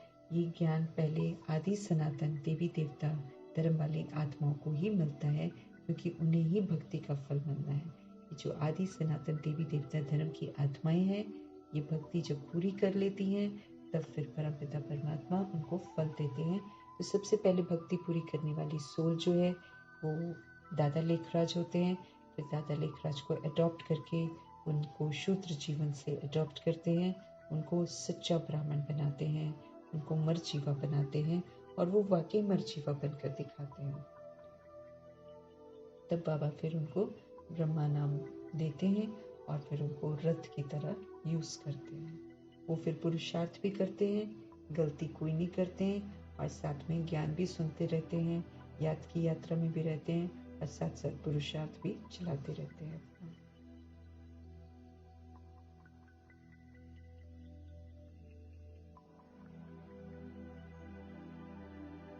भक्ति तुम ही शुरू करते हो, बाबा कहते हैं। सबसे पहले प्रजापिता ब्रह्मा, दादा लेखराज जब पुनर्जन्म में आते हैं तो फिर भक्ति सबसे पहले वही शुरू करते हैं। तुमको ही फल देता हूँ, बाकी दूसरे सब बाई प्लॉट है, बाद में आते हैं, वो 84 जन्म नहीं लेते हैं। बाप समझाते, बच्चे तुम अब देही अभिमानी बनो।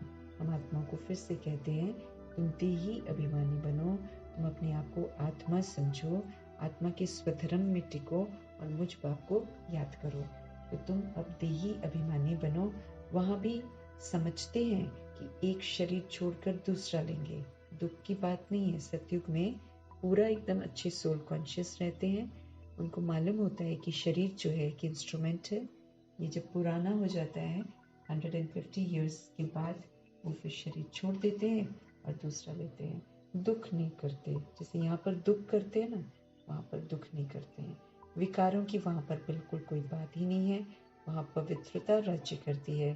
तो पवित्र संकल्पों से दूसरी सोल्स का आह्वान किया जाता है, फिर वो सोल्स नीचे आती हैं। तो दुख की बात नहीं, विकारों की वहाँ पर बात नहीं। विकार होते हैं रावण राज्य में। फिर बाबा कहे वो है निर्विकारी दुनिया। सतयुग निर्विकारी दुनिया है। तुम समझाएंगे फिर भी मानते नहीं है। बाबा कहते हैं समझाने पर भी मानते नहीं है। कल पहले में से जो मानते हैं ना, वही फिर मर्तबा पाते हैं। जो मानते नहीं है वो फिर पाते भी नहीं है। सतयुग में सभी पवित्र हैं, सभी सुख शांति में रहते हैं। सब मनोकामनाएं 21 जन्मों के लिए अभी पूरी हो जाती हैं। सतयुग में कोई भी किसी तरीके की कामना नहीं है। अनाज आदि सब कुछ अथाह मिल जाता है। ये बॉम्बे पहले नहीं थी। देवताएं खारे जमीन पर नहीं रहते हैं। मीठी नदियां जहाँ थी वहाँ देवताएं थे, मनुष्य थोड़ी थे। एक एक को बहुत जमीन होती है वहाँ पर। दिखाते हैं सुदामा ने 2 मुट्ठी चावल दिए तो उसको क्या मिल गया? महल मिल गए। तो अभी संगम युग में जो कुछ भी होता है तन मन धन से जब हम प्रभु समर्पण करते हैं तो फिर उसके बदले में क्या मिलता है? सोने के महल मिलते हैं। सतयुग या त्रेता युग का वर्षा मिलता है। सुदामा ने 2 मुट्ठी चावल दिए तो क्या मिल गया? महल मिल गए। मनुष्य दान पुण्य करते हैं ईश्वर पर। दुनिया में मनुष्य जो है दान पुण्य करते हैं, किसके नाम पर? भगवान के नाम पर। अब वो कोई भिखारी है क्या? हाँ, जो हम उनको कुछ दें। क्या करते हैं? 100 रुपया देंगे, हम ये प्रसाद चढ़ाएंगे, हमारा ये काम करो। भगवान पूछते हैं। अब वो कोई भिखारी है क्या? ईश्वर तो दाता है। समझते हैं ईश्वर दूसरे जन्म में बहुत कुछ देगा। तुम 2 मुट्ठी देते हो, नई दुनिया में बहुत कुछ लेते हो। तुम खर्चा करके सेंटर आदि बनाते हो, सबको शिक्षा मिले। अपना धन खर्च करते हो, फिर राजाई भी तुम ही तो लेते हो। बाप कहते हैं मैं ही तुमको अपना परिचय देता हूँ। मेरा परिचय कोई को है नहीं। ना मैं किस तन में आता हूँ, मैं किसी और तन में आता ही नहीं हूँ। मैं आता ही एक बार हूँ। तो जब पतित दुनिया को चेंज करना होता है तभी मैं आता हूँ। मैं हूँ ही पतित पावन। मेरा पाठ संगम युग पर ही है, सो भी एक्यूरेट समय पर मैं आता हूँ। तुमको ये थोड़ी पता पड़ता है कि शिव बाबा इनमें कब प्रवेश होता है ना? जब दादा लेखराज में शिव बाबा ने आकर अपना परिचय दिया, उसके बाद बहुत दिन तक तो वो लोग ये सोचते रहे कि आखिर है क्या, कौन सी शक्ति है। वो यही सोचते रह जाते हैं। और फिर जब बहुत सारे दिन हो जाते हैं ना, फिर उसके बाद सोचते हैं अच्छा कौन सा वो दिन था जिस दिन आए थे, किसी को याद नहीं रहता। सब भूल जाते हैं। तो ऐसा है भगवान, आते हैं कोई फिर उनकी तिथि तारीख बता ही नहीं सकता है। वो अचानक आते हैं और ऐसे ही वो फिर अचानक चले जाएंगे। कोई नहीं बता पाएगा, वो बाद में होश आएगा। तो श्री कृष्ण को तिथि तारीख मिनट जो है सब देते हैं। बाकी किसी को पता नहीं चलता है कि शिव बाबा कब प्रवेश करते हैं। बाद में बहुत सोचते हैं ब्रह्मा जी बहुत सोचते हैं कौन सा दिन था, कौन सा दिन था, कौन से, कुछ याद नहीं है, तो नहीं जान पाता है कोई भी। श्री कृष्ण की तिथि तारीख मिनट घड़ियां लिखते हैं, इनका कोई मिनट आदि निकाल नहीं सकता है, ये ब्रह्मा भी नहीं जानते थे। जब नॉलेज सुनाई तब मालूम पड़ा। कशिश होती है ना, इसमें तो कट चढ़ी हुई थी।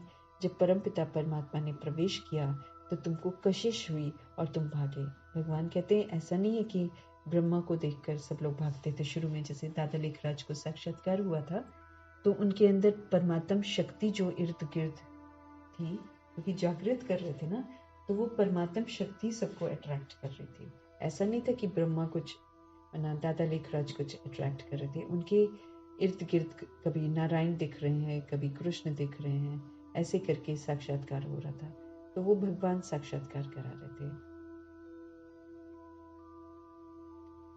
तो बाबा कहते जब नॉलेज सुनाई तब मालूम पड़ा। कशिश होती है ना, तो इसमें तो बाबा कहते कट चढ़ी हुई थी, ब्रह्मा में तो कट चढ़ी हुई थी ना। तो जब परमपिता परमात्मा ने मना, दादा लेखराज में कट चढ़ी हुई थी, जब परमपिता परमात्मा ने प्रवेश किया तो तुमको फिर कशिश हुई और तुम भागे। क्यों कशिश हुई? वो परमात्मा अट्रैक्ट कर रहे थे, इसलिए लोग भाग रहे थे। बाकी दादा लेखराज तो फिर वैसे ही थे ना जैसे थे वो। कोई भी तुमने परवाह नहीं की। बाप कहते हैं मैं तो संपूर्ण पवित्र हूँ, तुम आत्माओं पर कट चढ़ी हुई है, अब वो कैसे निकले? भगवान तो एकदम पवित्रता का सागर है और हम आत्माएं जो है, हम पर मैल चढ़ी हुई है, अब वो कैसे निकले? ड्रामा में सभी आत्माओं को अपना अपना पार्ट मिला हुआ है, क्योंकि सबने अपने पार्ट पे जाकर रिकॉर्डिंग कर रखी है, इसलिए सबको पार्ट मिला हुआ है। ये बहुत गुह्य बातें हैं। आत्मा कितनी छोटी है, दिव्य दृष्टि के बिगड़ तो उनको कोई देख भी नहीं सकता। बाप आकर तुमको ज्ञान का तीसरा नेत्र देते हैं। तुम जानते हो हम आत्माओं को ही बाप पढ़ाते हैं। तुम जानते हो हम आत्माओं को ही बाप पढ़ाते हैं। भक्ति मार्ग में तो ज्ञान है आटे में नमक, है ना। आटे में जितना नमक तो बहुत कम डालते हैं लोग आटे में ना, फिर वो कहते हैं कि आटे में नमक जितना सत्य है बाकी सारा झूठ है।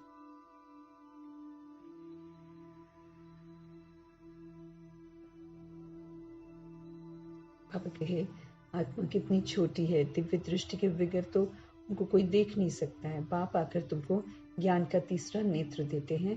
तुम जानते हो हम आत्माओं को ही बाप पढ़ाते हैं। अब हम जानते हैं हम आत्मा को कौन पढ़ा रहा है? निराकार परमपिता परमात्मा पढ़ा रहे हैं।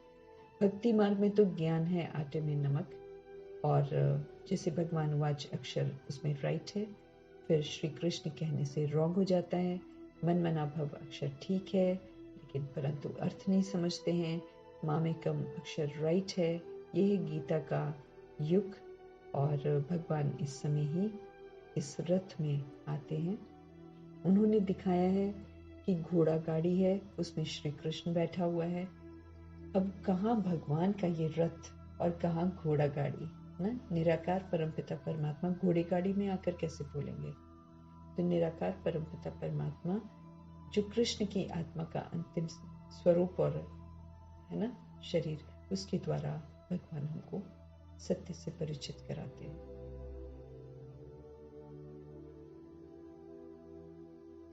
तो अब कहाँ भगवान का ये रथ और कहाँ घोड़ा गाड़ी, कुछ भी समझते नहीं है।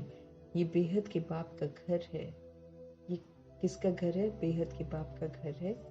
बाप सभी आत्माओं को 21 जन्मों के लिए हेल्थ वेल्थ हैप्पीनेस देते हैं। ये जो है ये बेहद बाप का घर है। क्या? कौन सा? आबू, माउंट आबू जो है, आबू पर्वत पर जो पांडव भवन है, वो बेहद के बाप का घर है। बाप सभी आत्माओं को 21 जन्मों के लिए हेल्थ वेल्थ हैप्पीनेस देते हैं। अभी हम अपने लिए हेल्थ वेल्थ हैप्पीनेस कमा रहे हैं। जितना श्रीमत पर चलते हैं उतना मेरी हेल्थ, उतना मेरी वेल्थ, उतना मेरी हैप्पीनेस का स्टॉक जमा होता है। अभी प्रैक्टिकल में नाखुश वाली दुनिया में, बीमार वाली दुनिया में, है ना, और गरीबी वाली दुनिया में मुझे हेल्थ वेल्थ हैप्पीनेस जो है खरीदना है, जो हम भगवान की श्रीमत पर चलकर ही ले सकते हैं। 21 जन्मों के लिए हमको हेल्थ वेल्थ हैप्पीनेस प्रभु इस समय दे रहे हैं। ये भी अनादि अविनाशी बना बनाया ड्रामा है। हमने बनाया है, कल पहले भी प्रभु आए थे, कल पहले भी उन्होंने हमें समझ दी थी। समझ के साथ मैंने कितना अपना भाग्य बनाया वो मेरा फिक्स हो गया है। फिर उसी के प्रमाण हम करते हैं, लेकिन फिर वही बात है, हम भूल जाते हैं कि पहले हमने क्या किया है, जिसके लिए भगवान कहते हैं आप ये सोचो कि हम विजयी थे, हमने पूरा वर्षा लिया है, इस उमंग उत्साह के साथ पुरुषार्थ करो तो फिर सेहत, वेल्थ, हैप्पीनेस का वर्षा प्राप्त कर लेंगे।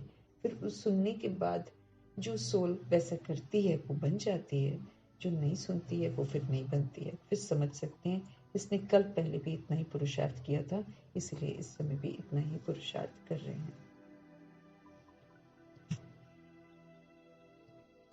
हम अविनाशी हैं, इसलिए ये भी अनादि अविनाशी बना बनाया ड्रामा है। कब शुरू हुआ नहीं बता सकते हैं, चक्र फिरता ही रहता है। इस संगम का तो किसी को मालूम ही नहीं है। बाप बतलाते हैं ये ड्रामा जो है ये 5000 वर्ष का है। आधा में सूर्यवंशी चंद्रवंशी होते हैं और आधा में अर्थात 2500 वर्ष जो है में बाकी और सब धर्म आ जाते हैं। तुम जानते हो सतयुग में है ही वॉइसलेस वर्ल्ड, वहाँ पर एक भी विकार का नाम निशान नहीं है। तो ऐसे वर्ल्ड में जब मुझे जाना है तो फिर यहाँ मुझे पूरा वॉइसलेस बनकर दिखाना है, और वो भी एक या दो बार नहीं, पूरा बहुत काल तक मुझे प्रूफ देना है। मुझे वॉइस में ले जाने के लिए बातें आएंगी, क्योंकि मेरे लिए कलयुग समाप्त हुआ है, मेरे लिए संगम युग है। बाकी दुनिया कलयुग में चल रही है। तो जो कलयुग में चल रहा है, कल जैसे बाबा ने समझाया था, कल जो कलयुग में जो चल रहे हैं वो कोई रजो प्रधान होंगे, कोई तमो प्रधान होंगे, तो उनकी चलन तो वैसी ही होगी।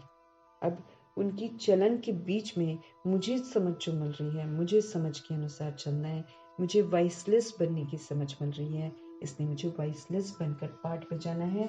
मुझे वो संस्कार का प्रूफ देना है, प्रैक्टिकल प्रूफ, है ना। दुनिया मेरे साथ तमो प्रधान व्यवहार करेगी, मुझे सतो प्रधान करना है।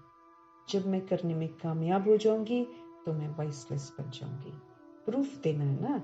अगर मेरे को वॉइसलेस दुनिया में जाना है तो फिर मुझे यहाँ पर संगम युग में वॉइसलेस बनकर दिखाना है, माना सारे विकारों पर जीत प्राप्त करके दिखानी है। मुझे किसी भी विकार को यूज नहीं करना है।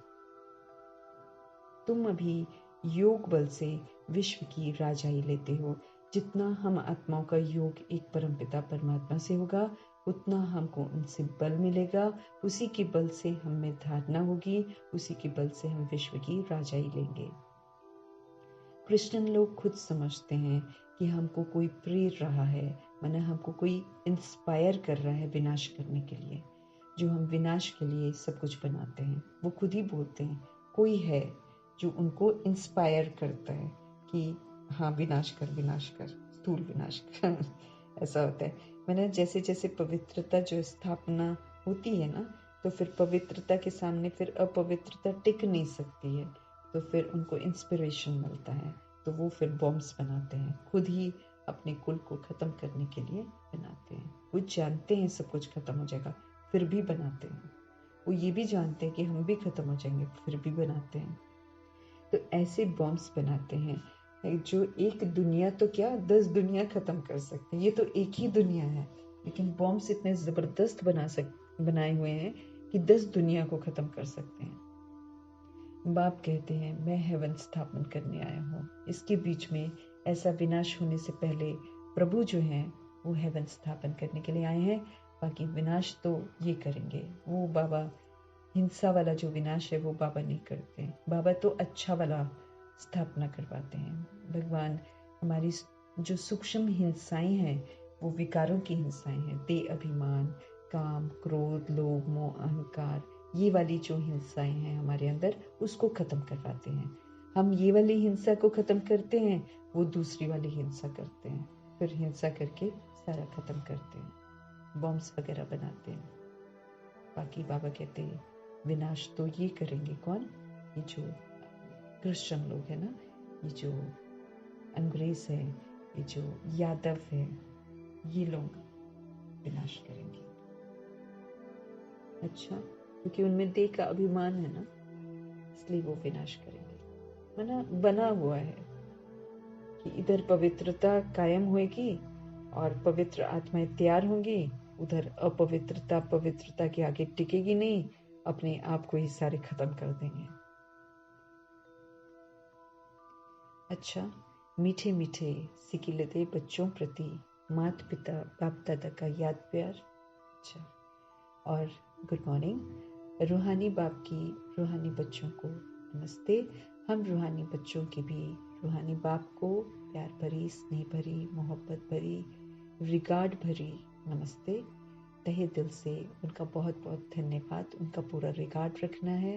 वो हम आत्माओं पर बहुत मेहनत कर रहे हैं, उनकी मेहनत ज़ाया न जाए इस बात का हम ध्यान रखेंगे। अपनी देह अभिमान को ख़त्म करेंगे, क्योंकि देह अभिमान में ही हम उल्टे कर्म करते हैं, खामियां हमारे अंदर आ जाती हैं।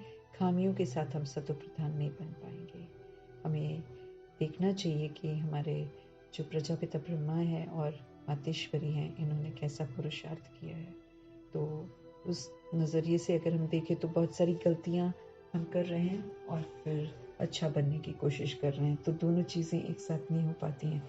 इधर से अच्छा बनते हैं, उधर से फिर हम अपने देह अभिमान को यूज़ करते हैं, तो फिर हमारा घाटा हो जाता है, सारा कट हो जाता है। वो आत्माएं ऐसा नहीं करती हैं। वो जब समझती हैं कि कलयुग में हमने गलत किया है, तो वो फिर दोबारा गलत काम करती नहीं है। वो ये समझ जाती हैं कि देह समझने से हम कमज़ोर बनते हैं, इसलिए वो आत्मा समझकर पाठ बजाती हैं। जब हम आत्मा समझते हैं तो हम परमात्मा के बच्चे हो जाते हैं। जब परमात्मा के हम बच्चे हो जाते हैं तो फिर जैसा परमात्मा होता है वैसे कर्म हम करते हैं। तो भगवान सदा शुभ सोचते हैं, हमको भी शुभ सोचना है। अगर हम समझदार बनते हैं तो हमको ऐसा करना है। वो सभी के लिए शुभ बोलते हैं, सारी मुरली शुभ महावाक्य हैं हम आत्माओं के लिए, सभी सोल्स के लिए शुभ है। तो हमको भी फिर तो शुभ बोलना सीखना है ना। भगवान वरदानी बोल बोलते हैं, तो हमें भी वरदानी बोल बोलने हैं। हमें सत्य बोलना है, लेकिन मधुरता से बोलना है। ये भगवान ने हम आत्मा को समझ दी है। फिर हमारे कर्मा जो हैं वो बड़े कल्याणकारी सुखदायी होने चाहिए। वो सुखदायी तभी हो सकते हैं जब भगवान कहते हैं आप सभी से संतुष्ट हो जाओ, तब आप सुखदायी कर्म कर सकते हो। फिर नम्र चित्त होना है, ऐसे करके बाबा हमको समझ देते हैं। फिर मनसा को प्योर करना है, आत्मा समझना है, आत्मा समझना है। आत्मा समझेंगे तो फिर हम आत्मा भाई भाई को देखेंगे, तो सारा कुछ प्रभु हमारा चेंज कर पाते हैं ना। अगर फिर हम आत्मा समझते हैं तो फिर हम ऐसा कर पाते हैं।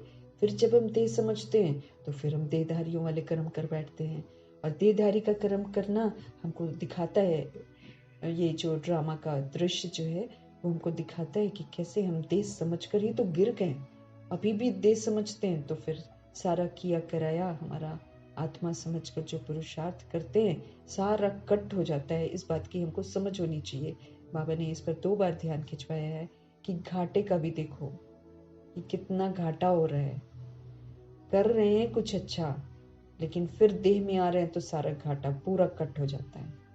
फिर क्या फ़ायदा, हम जमा नहीं कर पा रहे हैं। इसलिए जमा के खाते की तरफ भी हमारा ध्यान खिंचवाते हैं कि आप ये मत बोलो कि दुनिया ऐसी है। तभी तो बाबा ने कल बोला खामी मत देखो। तुम खामी देख रहे हो तो तुम देह अभिमान में हो, देह अभिमान में हो तो तुम नीचे गिर रहे हो। तुम आत्मा के भान में रहो, तुम अपने को करेक्ट करते रहो और दूसरों के लिए शुभ भावना शुभकामना रखो, ताकि वो शुभ भावना शुभकामना से दूसरी सोल्स भी अच्छी हो जाए। यही विधि है। बोलकर हम किसी को करेक्ट नहीं कर पाएंगे। देह के भान में बोलते हैं ना, फिर करेक्ट नहीं कर पाते हैं। तो आत्मा समझकर ही हमको आत्माओं को देखना है और आत्माओं के प्रति फिर अच्छा वाला व्यवहार हमको करना है। इस बात का ध्यान प्रभु हम आत्माओं का खिंचवा रहे हैं। तो आत्मा समझकर पाठ बजाते हैं तो हम एग्जैक्ट पाठ बजाते हैं, फिर मेरा जमा होता है। इसलिए आत्म अभिमानी बनने पर ध्यान खिंचवा रहे हैं। हम अंतिम वेला में पहुंच गए हैं और बहुत काल के संस्कार बनाने हैं। अंत में बाबा को कुछ बच्चे चाहिए जो सेवा पर रहे। तो चांस, जो गोल्डन चांस कल बाबा कह रहे थे कि सेवाधारी बनने का जो तुम्हें गोल्डन चांस मिला हुआ है, वो गोल्डन चांस ले लो। यूँ तो हम कह देते हैं ना, हम तो लेट आए, हम तो लेट आए, हम पहले आते तो ये करते, हम पहले आते तो वो करते। दिया है प्रभु ने चांस कि करो। फिर क्योंकि एंड में भी उन्हें वैसी सोल्स की ज़रूरत है इस धरा पर जो सेवा पर रहे। उसके लिए लायक बनो। बाबा कहते बनो। सेवाधारी बनने का गोल्डन चांस मिला है तो उस गोल्डन चांस को लो। धारणा के लिए मुख्य सार है, तो प्रभु का बहुत धन्यवाद करना है। धारणा के लिए मुख्य सार है बेहद का वैरागीपन। जो कुछ अब तक भक्ति में पढ़ा है ना, सुनना है, सब भूल जाओ। बेहद का वैराग आ जा रही, सारा झूठ था, सब झूठ पढ़ रहे थे हम। झूठ से हम ऐसे हो गए, झूठ से हम ऐसे हो गए। अपने आप को समझाना है, वैराग आ जाता है। इतनी जो मैंने भक्ति करी उससे क्या हुआ, दुर्गति में आ गए, गिर गए। इतने सारे जो हमने गुरु किए वो सारे गुरु झूठ थे। उन्होंने हमें प्रभु से बेमुख कर दिया, उन्होंने हमें अपने साथ जोड़ दिया। हम विकार में गए तो हम ऐसे काले बन गए, कौड़ी तुल्य बन गए। इसलिए हमारे शरीर ऐसे रोगी बन गए, इसलिए कीड़े वाले बन गए, इसलिए गंदगी वाले बन गए। बेहद का वैराग, कलयुग की हर चीज से वैराग। कलयुग मेरे को आकर्षित नहीं करना चाहिए, बेहद का वैराग।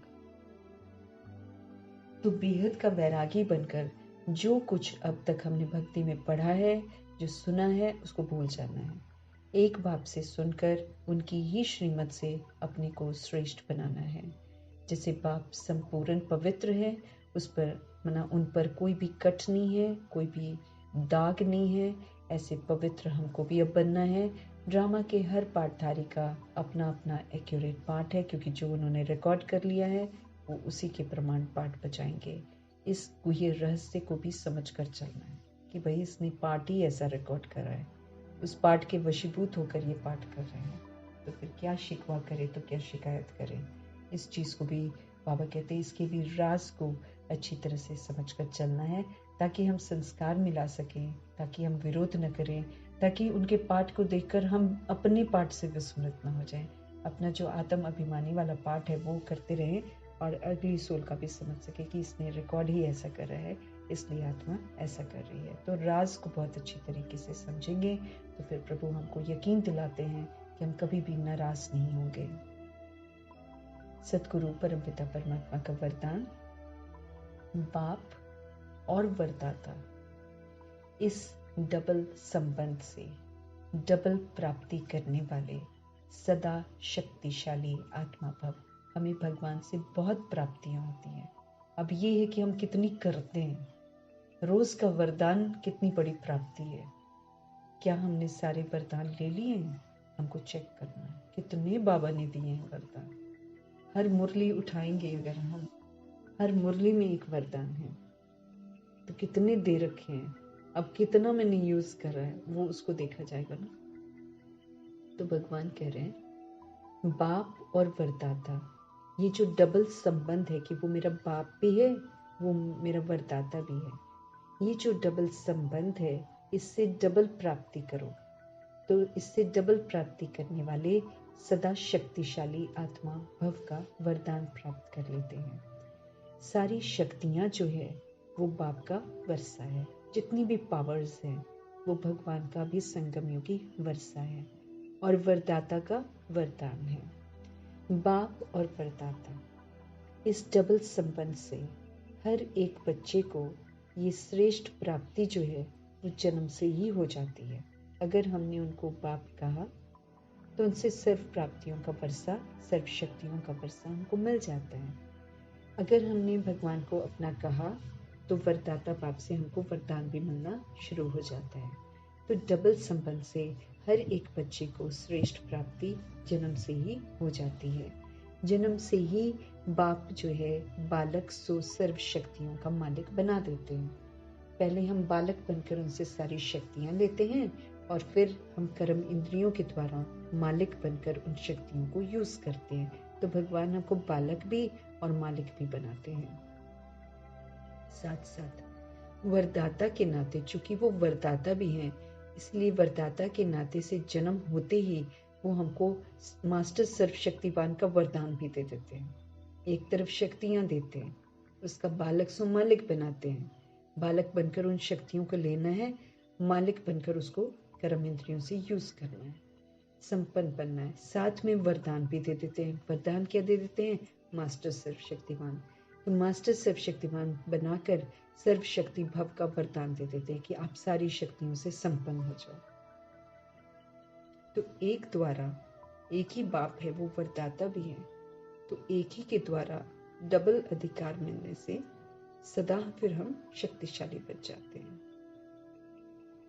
एक द्वारा डबल अधिकार जब हमको मिल जाता है तो उससे हम क्या बन जाते हैं? सदा के लिए शक्तिशाली बन जाते हैं। अगर हम वरदान को भी यूज कर रहे हैं, अगर हम बालक सुमालिक बन के कर्म इंद्रियों से भी कार्य करा रहे हैं, तो फिर हम क्या बन जाते हैं? सदा शक्तिशाली। पैसा भी मिलता है, फिर वरदान भी मिल जाता है, तो हमको डबल अधिकार मिल जाता है। इससे अगर हम डबल अधिकार ले लेते हैं तो फिर हम सदा के लिए शक्तिशाली बन जाते हैं। स्लोगन: देह और देह के साथ पुराना वाला स्वभाव, पुराना वाला संस्कार, पुरानी वाली कमजोरियां, इससे न्यारे जब हम हो जाते हैं, उसको ही विदेही बनना कहते हैं। विदेही, मैं आत्मा करावनहार, कर्म इंद्रियां करनहार, आत्मा हूं मैं, तो आत्मा का स्वधर्म से करवाएंगे ना। आत्मा में, आत्मा का जो है, उसका जो स्वभाव है, उसका जो संस्कार है आत्मा का, वो सतोगुणी है, वो सत्युगी है। अनादि आदि ओरिजिनल विशेषताएं जो हैं वो सतोगुणी और सतयुगी है। लेकिन जब हम देह हैं और देह के साथ जब हम रहते हैं तो फिर हमारा पुराना स्वभाव काम करता है, वो तमोगुणी है। हमारा पुराना स्वभाव तमोगुणी है, हमारा पुराना संस्कार तमोगुणी है, जिसमें हम वो है अवगुण देखते हैं, कमियां देखते हैं, फिर अवगुण और कमियों को यूज करते हैं। ये मेरी कमी कमजोरियां हैं, ये मेरा है, मेरे की कमजोरियां यूज करते हैं। मेरा संबंध है, मेरा परिवार है, हद का जो है, ये कमजोरियां हैं हमारी। और आत्मा समझते हैं तो पूरा बेहद ही मेरा परिवार है। तो जैसे बाबा सबके लिए कल्याणकारी भावना रखते हैं, ऐसे हमारी भी भावनाएं कल्याणकारी होनी चाहिए अगर मेरे को बाप समान बनना है। तो समझते रहें कि देह और देह के साथ जितना भी पुराना स्वभाव है, दैहिक स्वभाव, जितना भी पुराना दैहिक संस्कार है, जितना भी पुरानी दैहिक कमजोरियां हैं, जब हम उससे न्यारे हो जाते हैं तब कहते हैं विदेही। कोई भी कमी कमजोरी मेरे पर हावी नहीं होती, कोई भी पुराना स्वभाव संस्कार मेरे पर हावी नहीं होता। तो जब ये हावी नहीं होते हैं तब फिर हम क्या बन जाते हैं? विदेही। तो देह और देह के साथ पुराने स्वभाव संस्कार व कमजोरियों से न्यारा होना ही विदेही बनना है।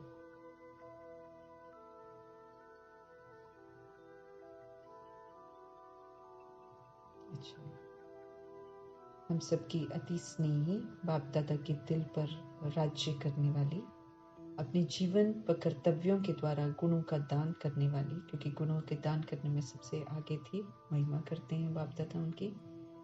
सदा वो विदेही स्थिति में रहकर ट्रस्टी बनकर यज्ञ रक्षक बनने और बनाने वाली दादी जानकी जी का आज पुण्य स्मृति दिवस है। 27 मार्च 2020 को अव्यक्त वतनवासी बनी। उनके द्वारा मिली हुई अनमोल शिक्षाएं जो हैं वो सदा हम सबके कानों में गूंजती रहती हैं। उसके कुछ पॉइंट्स हैं। अपने ऊपर आशीर्वाद करनी है तो सूक्ष्म अभिमान को परख कर उसे जल्दी से खत्म कर दो। अगर हम चाहते हैं कि हम अपने को आशीर्वाद दें, हम अपने पर रहम करें, हम अपना कल्याण करें, तो हमारे अंदर जो सूक्ष्म, ये बड़ा सूक्ष्म है, अभिमान जो है, उसको परखना है और जल्दी से उसको खत्म करना है। अपनी अवस्था को हमें ऐसा अचल अडोल बनाना है तो समय संकल्प जरा भी हमारा व्यर्थ न जाए। अपनी अवस्था को अचल अडोल बनाना है, क्योंकि जब हम हलचल में आते हैं फिर मेरा टाइम भी वेस्ट हो जाता है, मेरा थॉट भी वेस्ट चला जाता है। अब समय और संकल्प बड़ा अनमोल है, 2500 वर्ष का मुझे संस्कार बनाना है। इसलिए दादी समझ दे रही है कि अवस्था को ही अचल अडोल बना लो, कोई हिला ही न पाए, न कोई हिलाएगा, न हम हलचल में आएंगे, न संकल्प मेरे चलेंगे, तो न मेरा समय व्यर्थ जाएगा। तो अवस्था को ही अचल अडोल बना लेना है, हमको किसी से कुछ भी नहीं चाहिए। तो समय संकल्प जरा भी हमारा व्यर्थ नहीं जाना चाहिए। दुनिया के दुख दर्द दूर करने के लिए हमको इनोसेंट बनना पड़ेगा, मीठा बनना पड़ेगा, माँ समान पालना देनी पड़ेगी, माँ वाली क्वालिटी होनी चाहिए। फिर दुनिया के दुख दर्द, है ना, अगर हमको दूर करना है फिर हमको इनोसेंट बनना पड़ेगा। इनोसेंट मासूम मतलब किसी की फिर खामी नजर ना आए, इतना मासूम। जैसे छोटा बेबी होता है, बिल्कुल छोटा बेबी ना, वो सांप को भी पकड़ लेगा, उसको नहीं पता चलता है। दुश्मन भी उसको गोदी में उठाएगा तो उसकी, आजकल के बच्चे थोड़ा रो पड़ते हैं। वैसे अगर जो मासूमियत होती है वो ऐसी होती है कि मासूमियत में किसी सोल को नहीं मालूम होता, वो किसी की भी गोदी में चला जाता है। अभी तो कर्मा के अनुसार होता है कि वो रो पड़ते हैं आजकल के जो बच्चे होते हैं ना। वैसे इनोसेंस में अगर हम चले जाएं तो बचपन जो है दैट इज़ वेरी इनोसेंट। तो फिर उसमें किसी की गलती नज़र नहीं आती। फिर थोड़े से बड़े बच्चे भी होते हैं छोटे छोटे, तो लड़ते भी हैं, नाराज़ भी होते हैं, वापस चले जाते हैं। फिर थोड़ी देर में देखो तो फिर से मिलकर खेल रहे होते हैं। मासूमियत, खामियों को चित्त पर नहीं रखते हैं। तो हमें भी ऐसा इनोसेंट बनना है कि किसी की खामी जो है वो मेरे चित्त पर ना हो, तब हम दुनिया के दुख दूर कर सकेंगे, दुख दर्द जो है दूर कर सकेंगे। नहीं तो किसी का गड़बड़ पाठ देखकर हम तो फिर गड़बड़ हो जाएंगे। तो इनोसेंट मीन्स किसी की खामी ही नजर, मासूम एकदम, अता ही पता नहीं है बुराई क्या होती है, अता ही पता नहीं है, वैसा बनना। तब जाकर हम दुनिया के दुख दर्द दूर करने के लिए इनोसेंट बना कर पाएंगे हम। उसके लिए दादी कहती इनोसेंट बन जाओ, मीठे बनो, मतलब रूहानी बनो, रूह समझो। रूहानियत से ही मिठास आती है, अदरवाइज नहीं आती है। माँ समान पालना दो, है ना, वो मदरली क्वालिटी जो ब्रह्मा में थी, वो विशेषता हम सभी आत्माओं में होनी चाहिए। तब जाकर हम जग की जो पालना है वो कर पाएंगे। जो द्वापर युग और कलयुग की सोल्स है, उनकी पालना हम तभी कर सकेंगे जब माँ जैसी क्वालिटी होगी पालना वाली। अधिक सोचने, बोलने और चिंता करने से हमारी शक्ति खर्च होती है। अगर हम ज़्यादा सोचते हैं, अगर हम ज़्यादा बोलते हैं, अगर हम चिंता करते हैं, हमारी शक्ति खर्च होती है। अब शक्ति हमको अपने लिए तो खर्च करनी नहीं है, भगवान ने तो शक्ति सेवा में लगाने के लिए दी है। तो साइलेंस में रहो तो शक्ति जमा हो जाएगी। जितना हम साइलेंस में रहेंगे, उतना हम परमात्मा के संबंध में रहेंगे, उतना हम शक्तिशाली बनते जाएंगे। और जितना आवाज़ में होंगे, जितना हलचल में होंगे, उतना फिर हम शक्तिहीन होते जाएंगे। इसलिए साइलेंस में रहेंगे तो फिर शक्ति हमारी जमा होगी। हमको अब शक्तिहीन नहीं बनना है, ज़्यादा नहीं सोचना है, ज़्यादा नहीं बोलना है और चिंता नहीं करनी है। जो है कल्याणकारी है, प्रभु साथ है तो कल्याणकारी है ना। कल्याणकारी संगम युग है, कल्याणकारी शिव पिता परमात्मा है। उनका हमने श्रीमत रूपी हाथ पकड़ा है, उन्होंने भी मेरा हाथ पकड़ा है, तो अकल्याण हो सकता है क्या? बिल्कुल नहीं हो सकता। इसलिए ज़्यादा सोचने की ज़रूरत ही नहीं है, चिंता करने की ज़रूरत ही नहीं है, उसका वर्णन करने की ज़रूरत ही नहीं है, क्योंकि सब कुछ अच्छा होना है। पर चिंतन व नफरत की निगाह को खत्म कर स्वचिंतन और प्रभु चिंतन करना है। हमारे अंदर खामियां आ जाती हैं तो एक पर चिंतन करते हैं कि ऐसा करना चाहिए, वैसा करना चाहिए, है ना। वो पर चिंतन दूसरों का चिंतन करते हैं, नफरत की निगाह से देखते हैं। इसको हमको खत्म कर स्वचिंतन में रहना है, अपनी कमी कमजोरियों को देखकर करेक्ट करना है और प्रभु चिंतन में रहना है। जो प्रभु को मना लगेगा कि हाँ ये करना चाहिए, वही हमारे साथ अच्छा वाला होगा। इसलिए हमको किसी का चिंतन करने के, भगवान सबको सुधारने के लिए आए हैं, भगवान सबको पढ़ा रहे हैं, भगवान सबको समझा रहे हैं। हमको शुभ चिंतन ही करना है कि सब अच्छा हो रहा है, भगवान कर रहे हैं, कुछ भी सब ने ठीक होना ही होना है। तो स्व चिंतन प्रभु चिंतन हमारा चलता रहे और सोल्स के लिए शुभ चिंतन चलता रहे, पर चिंतन और नफरत खत्म हो जाए।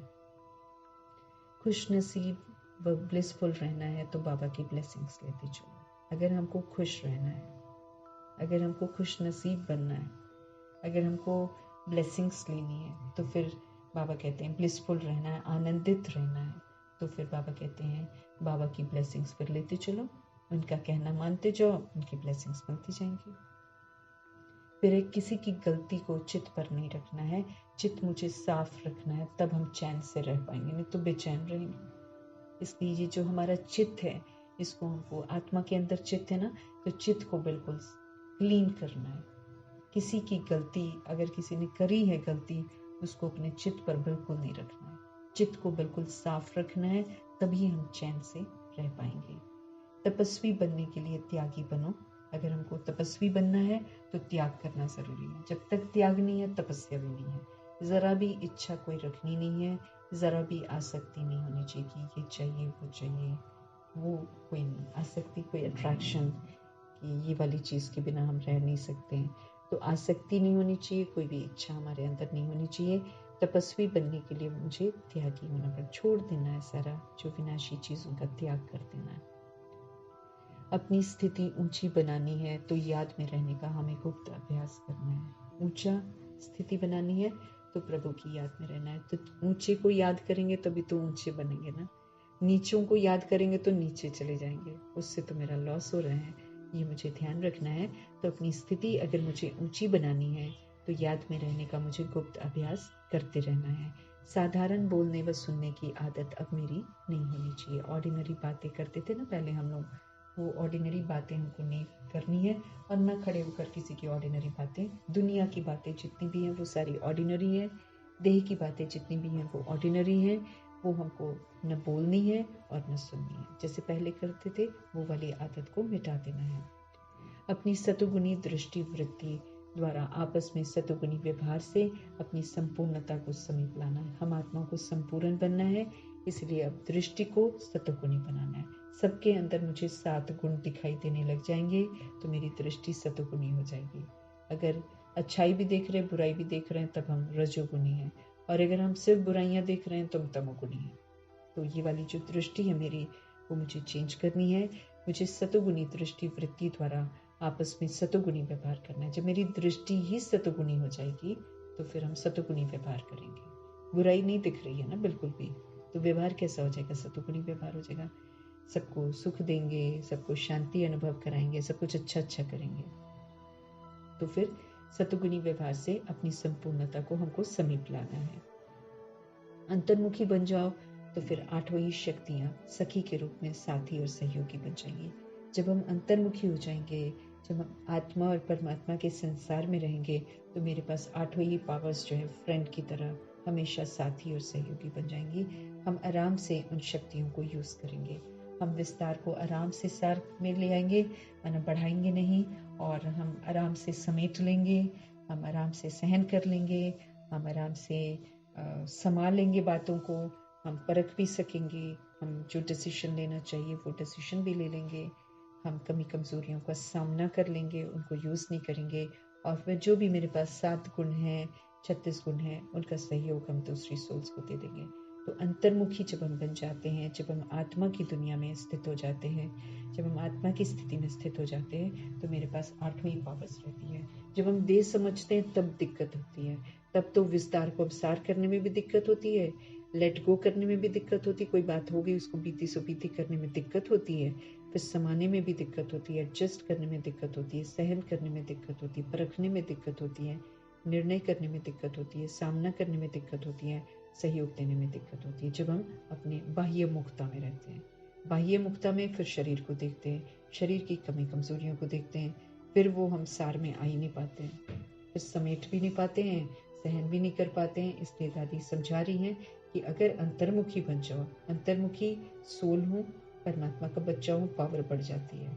फिर सारी 8 पावर्स आराम से, किसी की गलतियों को भी हम संभाल लेते हैं, माफ़ कर देते हैं, समेट देते हैं, सहन करके किसी को सहन शक्ति का सहयोग दे देते हैं, सारा कुछ कर सकते हैं। कब? जब हम अंतर्मुखी बन जाते हैं, जब सोल कॉन्शियस वाली दुनिया में जीते हैं, बाहर मुक्ता यानी कि देह की दुनिया के विस्तार से बिल्कुल हट जाते हैं, तो फिर सारी पावर्स जो है मेरे पास फ्रेंड के रूप में रहती है। जब हम बॉडी कॉन्शियस होते हैं तब हम पावर्स को यूज़ नहीं कर पाते। कितना अच्छा पॉइंट है कि अंतर्मुखी बन जाओ तो 8 पावर्स आपके पास रहेंगी। बाह्यमुखी बन जाओ, 8 पावर्स में से एक भी पावर हम यूज़ नहीं कर पाते। क्यों? क्योंकि हम बाह्य मुक्ता हैं, हम अपने को शरीर समझते हैं। शरीर समझेंगे तो कमजोरियों को ही यूज़ करेंगे, फिर ये 8 शक्तियाँ बहुत डिफिकल्ट लगेंगी। लेकिन जब हम अंतर्मुखी बन जाएंगे, 8 शक्तियाँ खेल लगेंगी, कि लगेगा अरे ये तो एज ए सोल फिर मैं सबको फॉरगिव कर दूंगी, एज ए सोल मैं सबकी गलतियों को संभाल लूंगी, एडजस्ट कर लूंगी, संस्कार मिला लूंगी, सहन कर लूंगी। सोल समझते ही फिर हमारी पावर्स बढ़ जाती हैं, ऊपर की स्थिति में चले जाते हैं, फिर नीचे का प्रभाव मेरे पर नहीं पड़ता है। जब तक हम नीचे रहते हैं तो नीचे का प्रभाव हम पर पड़ता रहता है। खूबसूरत पॉइंट्स हैं, धारण करें, क्योंकि धारणा युक्त आत्मा है ना, अष्टरत्न है। तो प्रभु की शिक्षाओं को घोट घोट के उन्होंने धारण किया है, और फिर हमेशा की तरह वो दूसरों के साथ शेयर भी जरूर करती थी। गुणों को धारण करके फिर गुणों का दान करती थी, अपने व्यवहार से गुणों का दान करती थी, जिसके लिए अव्यक्त बाप दादा उनकी बहुत महिमा भी करते थे कि गुणों का दान करने में सबसे आगे जनक है। तो फिर दादी की भी शिक्षाओं को बुद्धि में रखेंगे। ये प्रभु की शिक्षाएं हैं जो उन्होंने प्रैक्टिकल में धारण करके इसका सुख अनुभव किया है और फिर शेयर करवाया है, ताकि हम भी उसका सुख लें। तो संपूर्ण बनने वाले दादी का जो शिक्षाएं हैं उनको भी ध्यान में हम रखेंगे और फिर प्रैक्टिकल में करेंगे। प्रभु का धन्यवाद करते हैं, शिव पिता परमात्मा का धन्यवाद। उन्हीं की बदौलत सारा कुछ हमारे सामने आता है, हम सत्य को जान पाते हैं, हम समझ पाते हैं। तो प्रभु का तहे दिल से धन्यवाद है। ब्रह्मा माँ का धन्यवाद, जगदम्बा माँ का धन्यवाद, दादियों का धन्यवाद, अष्टरत्नों का धन्यवाद, नवग्रहों का धन्यवाद, 5 तत्वों का धन्यवाद, एडवांस पार्टी की सारी सोल्स का धन्यवाद, ड्रामा का धन्यवाद, प्रकृति का धन्यवाद, माया का धन्यवाद, यमदूत का धन्यवाद, करोड़ों की आबादी का धन्यवाद, जो साथ में रहती हैं सोल्स, उनका धन्यवाद। अन्य आत्माएं बहुत हमारे मददगार है, जिनकी जो मदद का हम जो है रिटर्न नहीं दे पाते हैं, तो वो भी एक कर्जा है हम पर, उनका बहुत धन्यवाद। अविनाशी खजानों का धन्यवाद, इस अनमोल संगम युग का धन्यवाद, इसका भाग्य जो मिला है उसका धन्यवाद। जो भी श्रेष्ठ भाग्य भी हमें प्राप्त हो रहे हैं भगवान से, वो वरदान के, शक्तियों के, ज्ञान के, गुण के, उस भाग्य को प्राप्त करना है, उसको यूज करना है और बाप समान बनना है। तो अविनाशी खजानों के लिए धन्यवाद। शरीर रूपी इंस्ट्रूमेंट का धन्यवाद, इसमें रहते हुए हम जो कुछ कर सकते हैं वो करने का भी चांस है, तो वो कर लेना है।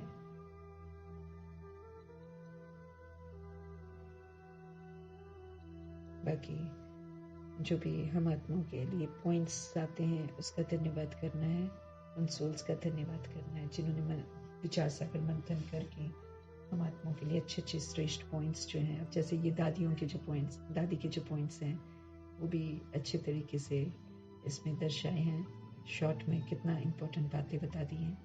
तो ऐसी सोल्स का भी बहुत धन्यवाद है जो सारे मिलकर क्या कर रहे हैं, एक दूसरे को सहयोग दे रहे हैं, एक दूसरे के हित में सोच रहे हैं, शुभ भावना शुभकामना रख रहे हैं, अपने भी ध्यान में रख रहे हैं, फिर दूसरी सोल्स के साथ भी शेयर कर रहे हैं। तो ऐसी सोल्स का भी धन्यवाद करना है और शरीर रूपी इंस्ट्रूमेंट का धन्यवाद करना है। सुबह से लेकर शाम तक जो भी हम चीज़ें यूज़ करते हैं इस तरह पर, हम मेहमान हैं तो मेहमान की तरह हमको उसको यूज़ करना है, मिसयूज़ नहीं करना है, लेकिन धन्यवाद ज़रूर करना है कि जो कुछ भी हमें उपलब्ध है उसका तहे दिल से धन्यवाद। चाहे वो खाना है, चाहे वो पानी है, चाहे वो रहने का स्थान है, जो भी है वो मिला हुआ है इस ड्रामा में, इसमें से कुछ भी हमारा नहीं है, ना हम अपने साथ ले जा सकते हैं, लेकिन हमको यूज़ करने के लिए मिला हुआ है। तो उसे बड़ी तहजीब से यूज़ करना है, प्रभु की अमानत समझकर यूज़ करना है, ताकि उसमें कभी भी कोई मैल ना आए, हमारे मन में चित्त में कहीं कोई देह का भान, मेरापन ना आ जाए, इस बात का भी ध्यान रखना है। और अपने आप को फिर से अच्छा बनाना है। तो जो भी हमें चीज़ें मिलती हैं सृष्टि रूपी ड्रामा में, उस एक एक चीज़ का धन्यवाद है। श्वास है ना, श्वास भी ले रहे हैं हम यहाँ पर। तो जो भी धरती, आकाश, जलवायु, अग्नि से हमें शरीर के रूप में जो ज़रूरतें हैं वो प्राप्तियाँ हो रही हैं, तो जो भी प्राप्त हो रहा है सब चीज़ों का बहुत बहुत धन्यवाद, और आप सभी सोल्स का भी धन्यवाद। ओम शांति।